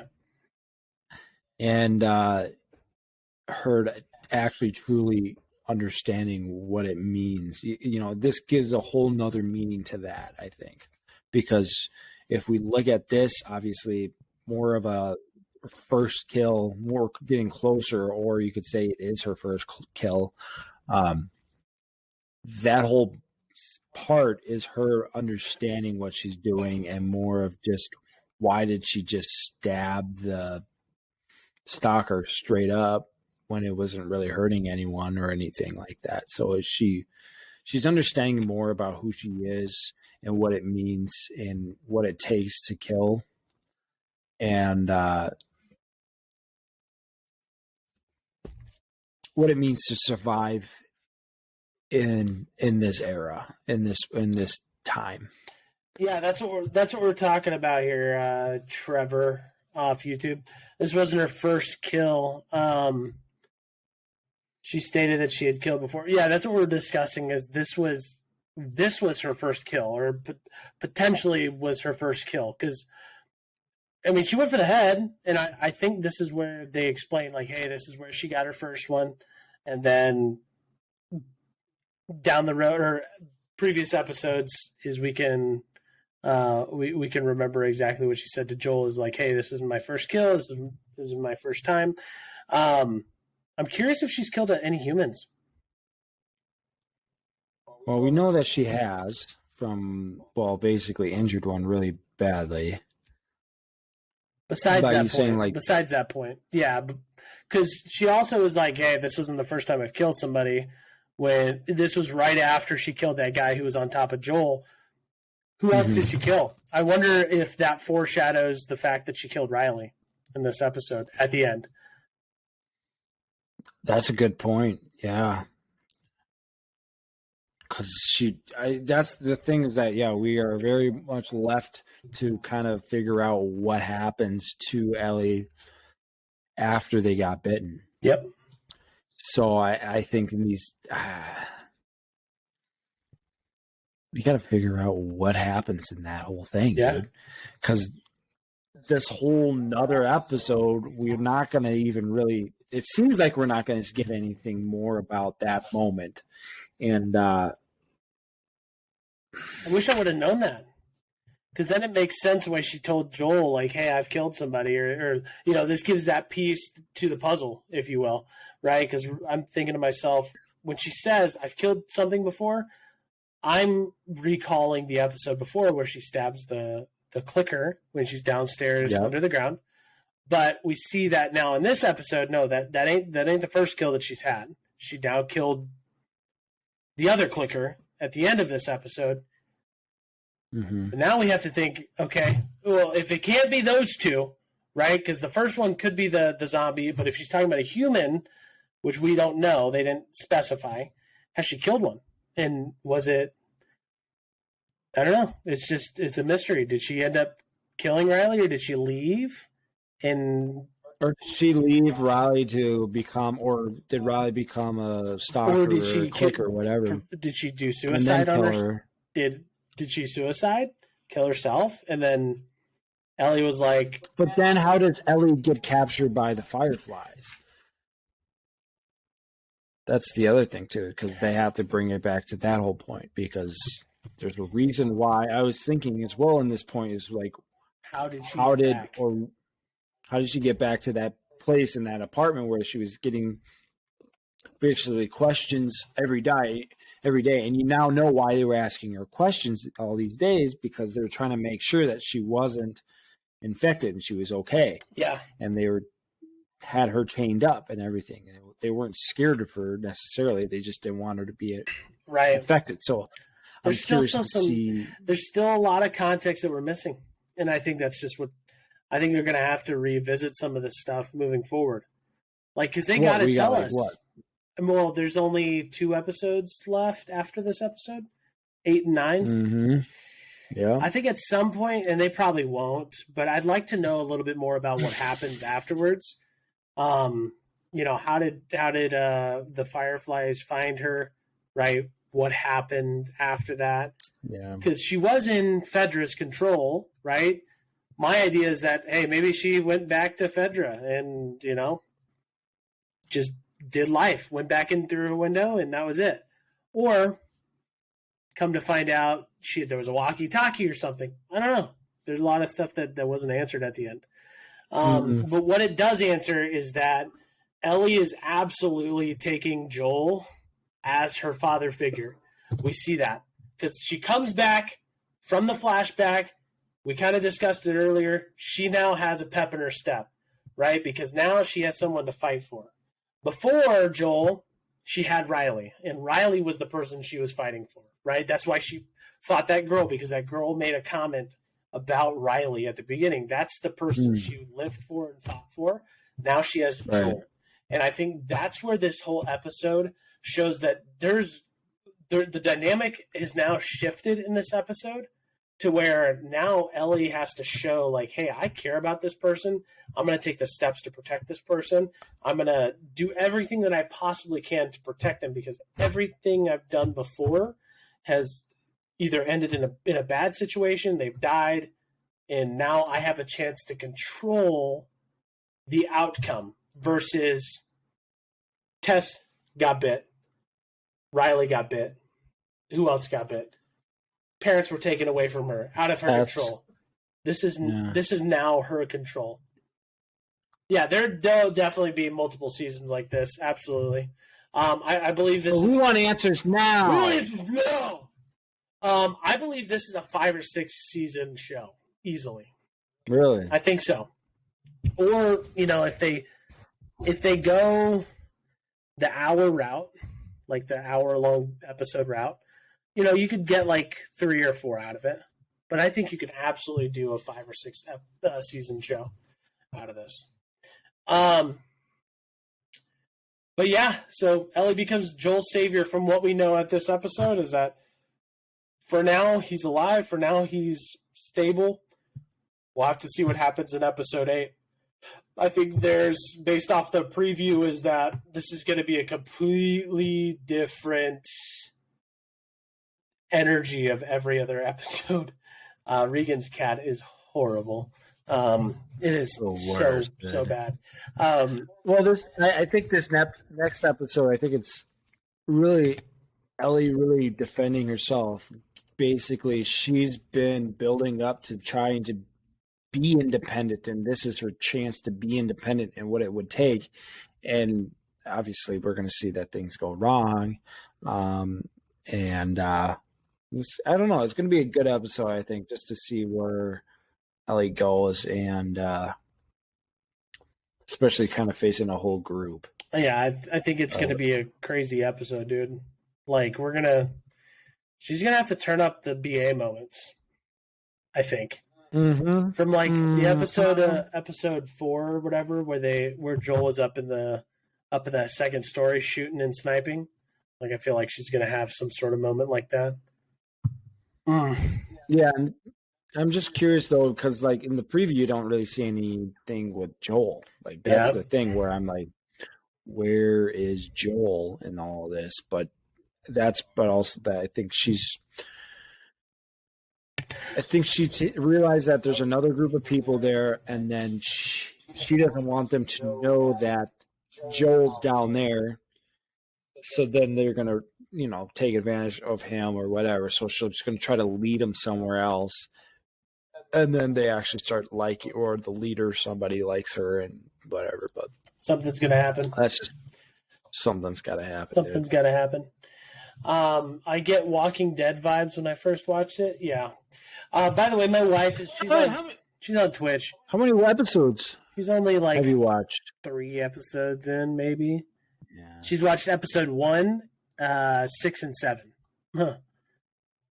So like call back to episode 4, I think, when they bring out the pun book. I was like, so Kaylee, I wonder, do you know why the pun book has significance?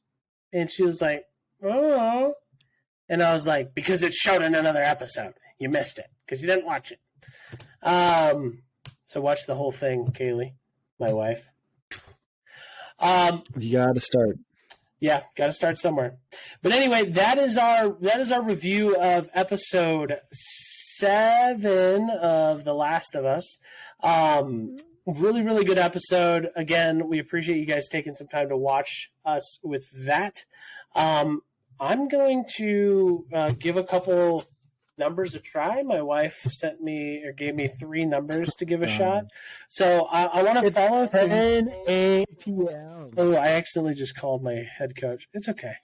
So I'm going to call maybe a few different people. And I'm still going to stick with 69.5 The Beat, and you just won tickets to Thunder Down Under in Las Vegas. Okay? So, let's see what we can do here. So we've got Jill as a first-time caller here. This is Kaylee's cousin, so let's give it a shot. Mute yourself. Hello. Hello, 96.5 The Beat. We're just calling about our issue here. Looks like one of your friends had filled out some info for you. You have won some tickets to Thunder Down Under in Vegas. We are live right now. We just wanted to call in and congratulate you on that. You can follow us back. We'll send you a text message here so that way it's not awkward on the line. But any questions that you guys have, feel free to let us know. Who is this?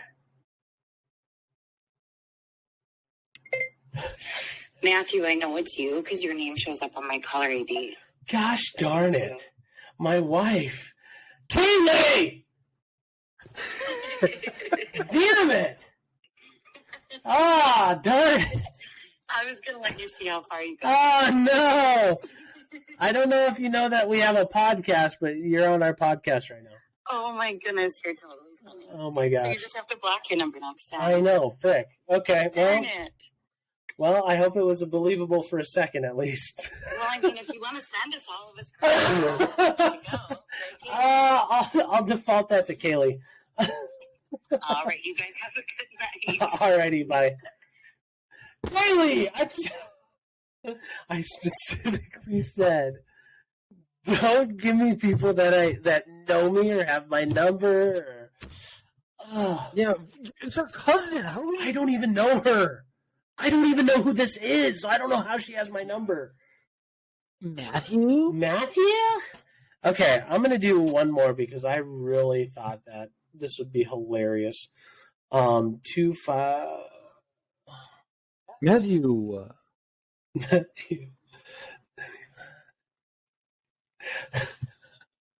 Oh gosh. Okay, this person's name is Brittany.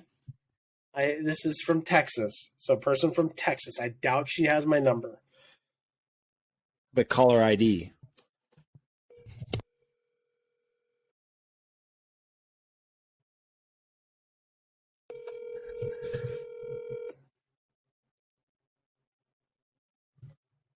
Wait, caller ID shows up? How does that work?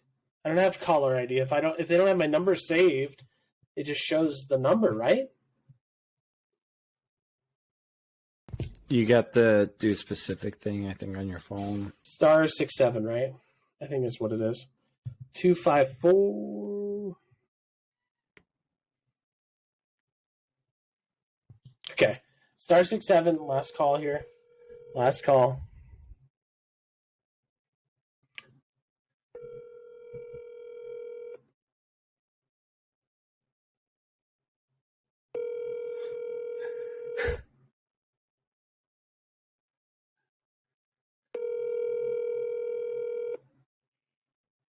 Your call has been forwarded. Oh, Loser.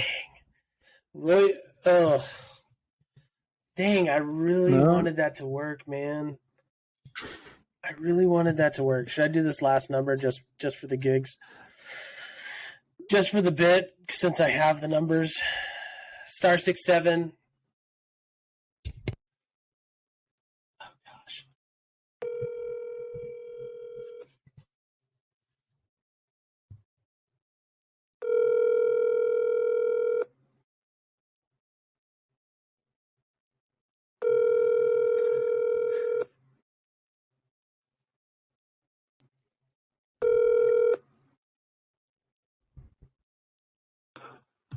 Hello, this is. Okay, well, we're busted. Loser. We tried, guys. This is why I shouldn't have asked for a number from my wife, because she gave me all numbers that were actually all saved to my phone except one. Like, come on. At least I gave you somebody's number that you saved in your phone, and frick. Well, ladies and gentlemen, we appreciate your time today. Oh, shoot. Actually, I'm so sorry. We have one segment left, and then we are done for today. Our weekly hauls. Right. We've got a couple hauls. Weekly hauls. We got some hauls, baby. I've got some good stuff. While I set up one of them here, Regan, if you want to go on into yours really quick. Yeah, I got it right here because I was prepared. This is I'm really excited about that. I actually just watched it before we came on, and boy, is it get good. It's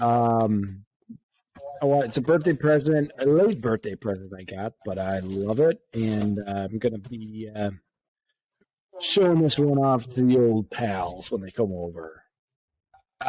It's the old X-Men Hollow Vengeance.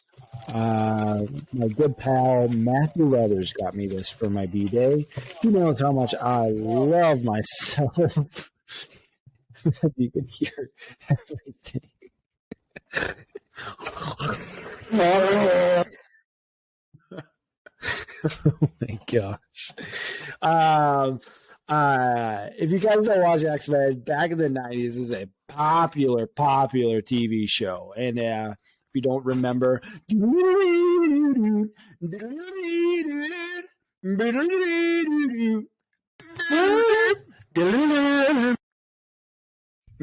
gets good. And boy, oh boy, this is what started the love for some people for X-Men. And what started movies, what started Marvel, I believe. So, yeah, it's pretty fun, and I'm going to be showing. I mean, what a cool graphic. I mean, look at that art. That's a sweet art. If only the actual, like, whole thing was like that. And it's just the picture. But that's my weekly haul, as well as the new merch. But yeah, that's my weekly haul. I don't know if Matthew's gonna get his ready. He's getting his ready right now. I got a little glimpse of it today. I tell you guys, I let's say I won't be a chirping bird. You got to unmute yourself there, Matt. Okay, I'm ready to go. Okay, so Okay. I've got 3 things. I'm really excited about all of these because they're going to get put some use, I'm sure, for something. I don't know what, but, when you buy things, you don't know sometimes. And I'm just going to make a bunch of racket because I know Regan hates it. He hates it with a passion. Okay, so first things first. So the other day, and this is all from Barnes & Noble, by the way, my wife and I took a trip to Barnes & Noble, and she actually stumbled upon this and was like, hey, you got to get this, babe.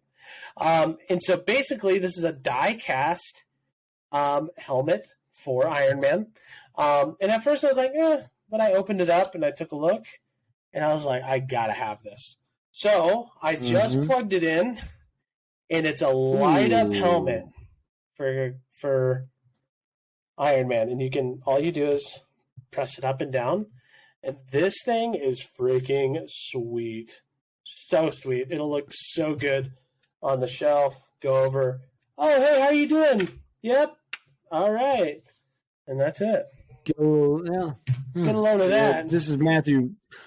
First time opening it and using it, so congratulations. First time using it, baby. You friggin' saw it. You saw it here. Yep. And then also, I thought this was really cool because I just, I popped this open. It gives you a brief history of Iron Man. And in the book, I know it's small, but it gives you like the comic reading of all of the Iron Man stuff. Not all of it, but kind of just the key points of what he's done, the stories that he's been in. Who's supposed to read that? You open it up and you read it just like so. It's like one of those miniature Bibles. Yeah, you still can't read those miniature Bibles. Yes, you can. Okay, actually, funny story. Okay, so funny story before I show you my other stuff. So we played college ball, as you guys know, and we played against this team. Their name was Carleton, and they're a big libtard school. Like, just not like, they're not nice people, man. They're horrible people. And I was at the libtards, yes. So I was at the gym, and I know, yeah, I'm fat. I do, yes. When I go to the gym, I go hard, and I go in the friggin' paint. But I was sitting in the sauna, and I was wearing one of my college football shirts. Come to find out, the guy that was sitting in there was an old alumni of Crown. And he went on this huge tangent about him and his wife and all this other stuff. And then all of a sudden, he's like, do you play football? And I said, I did, and now I coach. And he was like, oh, you guys play Carleton recently? And I was like, yeah, we got freaking smoked by them, actually. Got destroyed. I didn't play. It was our team, but trust me, if I was on the field, I would not be getting smoked. It's just kind of the player I am. And we're a very Christian school. Like we like, our whole school is based off of the Bible, and we want to like grow in our relationship with Christ and help others grow. And so this school would make fun of Crown for being a Christian school. And so one time they were playing baseball, and Carleton beat our baseball team. And then at the end of the game, they had a box full of mini Bibles. And at the end of the game, they threw all of the mini Bibles at Crown and called us Bible thumpers at the end of the game. No way. Yep, Seriously? 100%. So the guy said, and come to find out, like, I was like, this isn't true. Like, this guy didn't go to Crown. And I was like, prove to me that you went to Crown. And he showed me pictures. And I was like, holy crap. Like, this guy went to Crown. There's no way he's telling a story, because schools do that to Christian schools. Like, people do that to, like, as the Bible says, Christians are going to be the most persecuted, or you're going to get persecuted as a Christian. So I believe him, and that was just a funny story I saw at the gym. When I was at the gym, and mini Bible story came up. The other two things that I got when I was at Barnes & Noble, which I'm super, super, super, super excited about, are these books. Okay, so here's the first one. This is the Vision of the Scarlet Witch saga.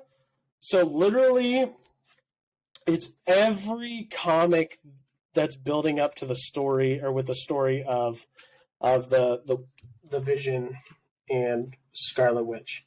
So I'm really, really excited about that. I don't think Scarlet Witch is gone. I don't think she's gone. I think she teleported before all of the stuff broke. That's just my hot take. Go back and watch Multiverse of Madness in slow-mo at the end. It shows that there was a beam of red light before it completely crushed through. Just throwing that out there. But I'm really excited about Wanda and Vision. I think they're going to play a role moving forward. We got a Funko there. And then to top all of those things together, to top them all, I've got the entire saga of the Secret Wars for Marvel. If you can tell, I'm already like close to halfway through, and I just got it like 2 days ago. I have been nothing but blown away already by Secret Wars. Already. And I'm only halfway through it. I'm learning that there's so much more to like the Marvel Universe than what we've seen. And this is going to, like, when this comes out, I'm going to be super, super excited to see it, just based off of the little bit I've read already. And we're not even. You just got it because I got the freaking comic, dude. Oh yeah, dude. Same story with this one, just as like WandaVision as well. The entire comic book saga, but just in the book form. So it's going to cover everything of the Secret Wars. So I'm excited. That's my hauls for this week. I'm super, super happy with it. I do have 2 more hauls coming for next week that I just got today while you were at my house. I was doing some searching. Kaylee, don't get upset at me. I was doing some searching. I found some stuff, and I cannot wait to get it here and show you guys. But that's it for me in terms of hauls, and that is going to conclude our episode of episode 9. Ladies and gentlemen, boys and girls, thank you so much for coming to the podcast. Thank you guys for chatting with us in Twitch, on YouTube. We just really appreciate you guys, giving back to us and talking to us and enjoying our content. And, we enjoy putting it out there. Like I said on the last episode, as Regan and I live pretty far away, so this is a really good time for us to hang and chat and do stuff together. And so, yeah. Links are going to be down below. You can follow us on Instagram at Instagram.com/The Goof and Goober Show with all underscores under each word. You'll find us on YouTube. You'll see there at The Goof and Goober Show on YouTube. You'll see us on Spotify, The Goof and Goober Show there. And now we are actually officially on Apple Podcast, Google Podcast. So you can check us out there as well. We will have a Twitter, or we have a Twitter built, I think, already. Yes, but I haven't been up. We haven't up to date with it. It's okay. We'll get it up and running. But you can follow us on Twitter and do all that stuff there. We're gonna have everything everywhere. If you guys do want some merch, the merch store will be in our description. Again, Regan bought 3 things and we profited $2. We're not trying to make anything really out of it. That's the lowest setting we could possibly make. We just want you guys, if you want and you feel obligated or you want to rep the merch because you like it and the looks of it, go ahead, please. Do it. But yeah, anything else before we go, Regan? Anything I forgot? No, love you guys. We love you guys. Yeah. We really appreciate everything you guys do for us. Regan, would you do the honors of giving us the final outro? Peace. Thanks for listening to the Double G Show. Make sure you like, comment, and subscribe to our YouTube channel at The Goof and Goober Show. And why don't you check out our Instagram page at The Goof and Goober Show for even more content and drop a follow. Thanks again, and have a wonderful day.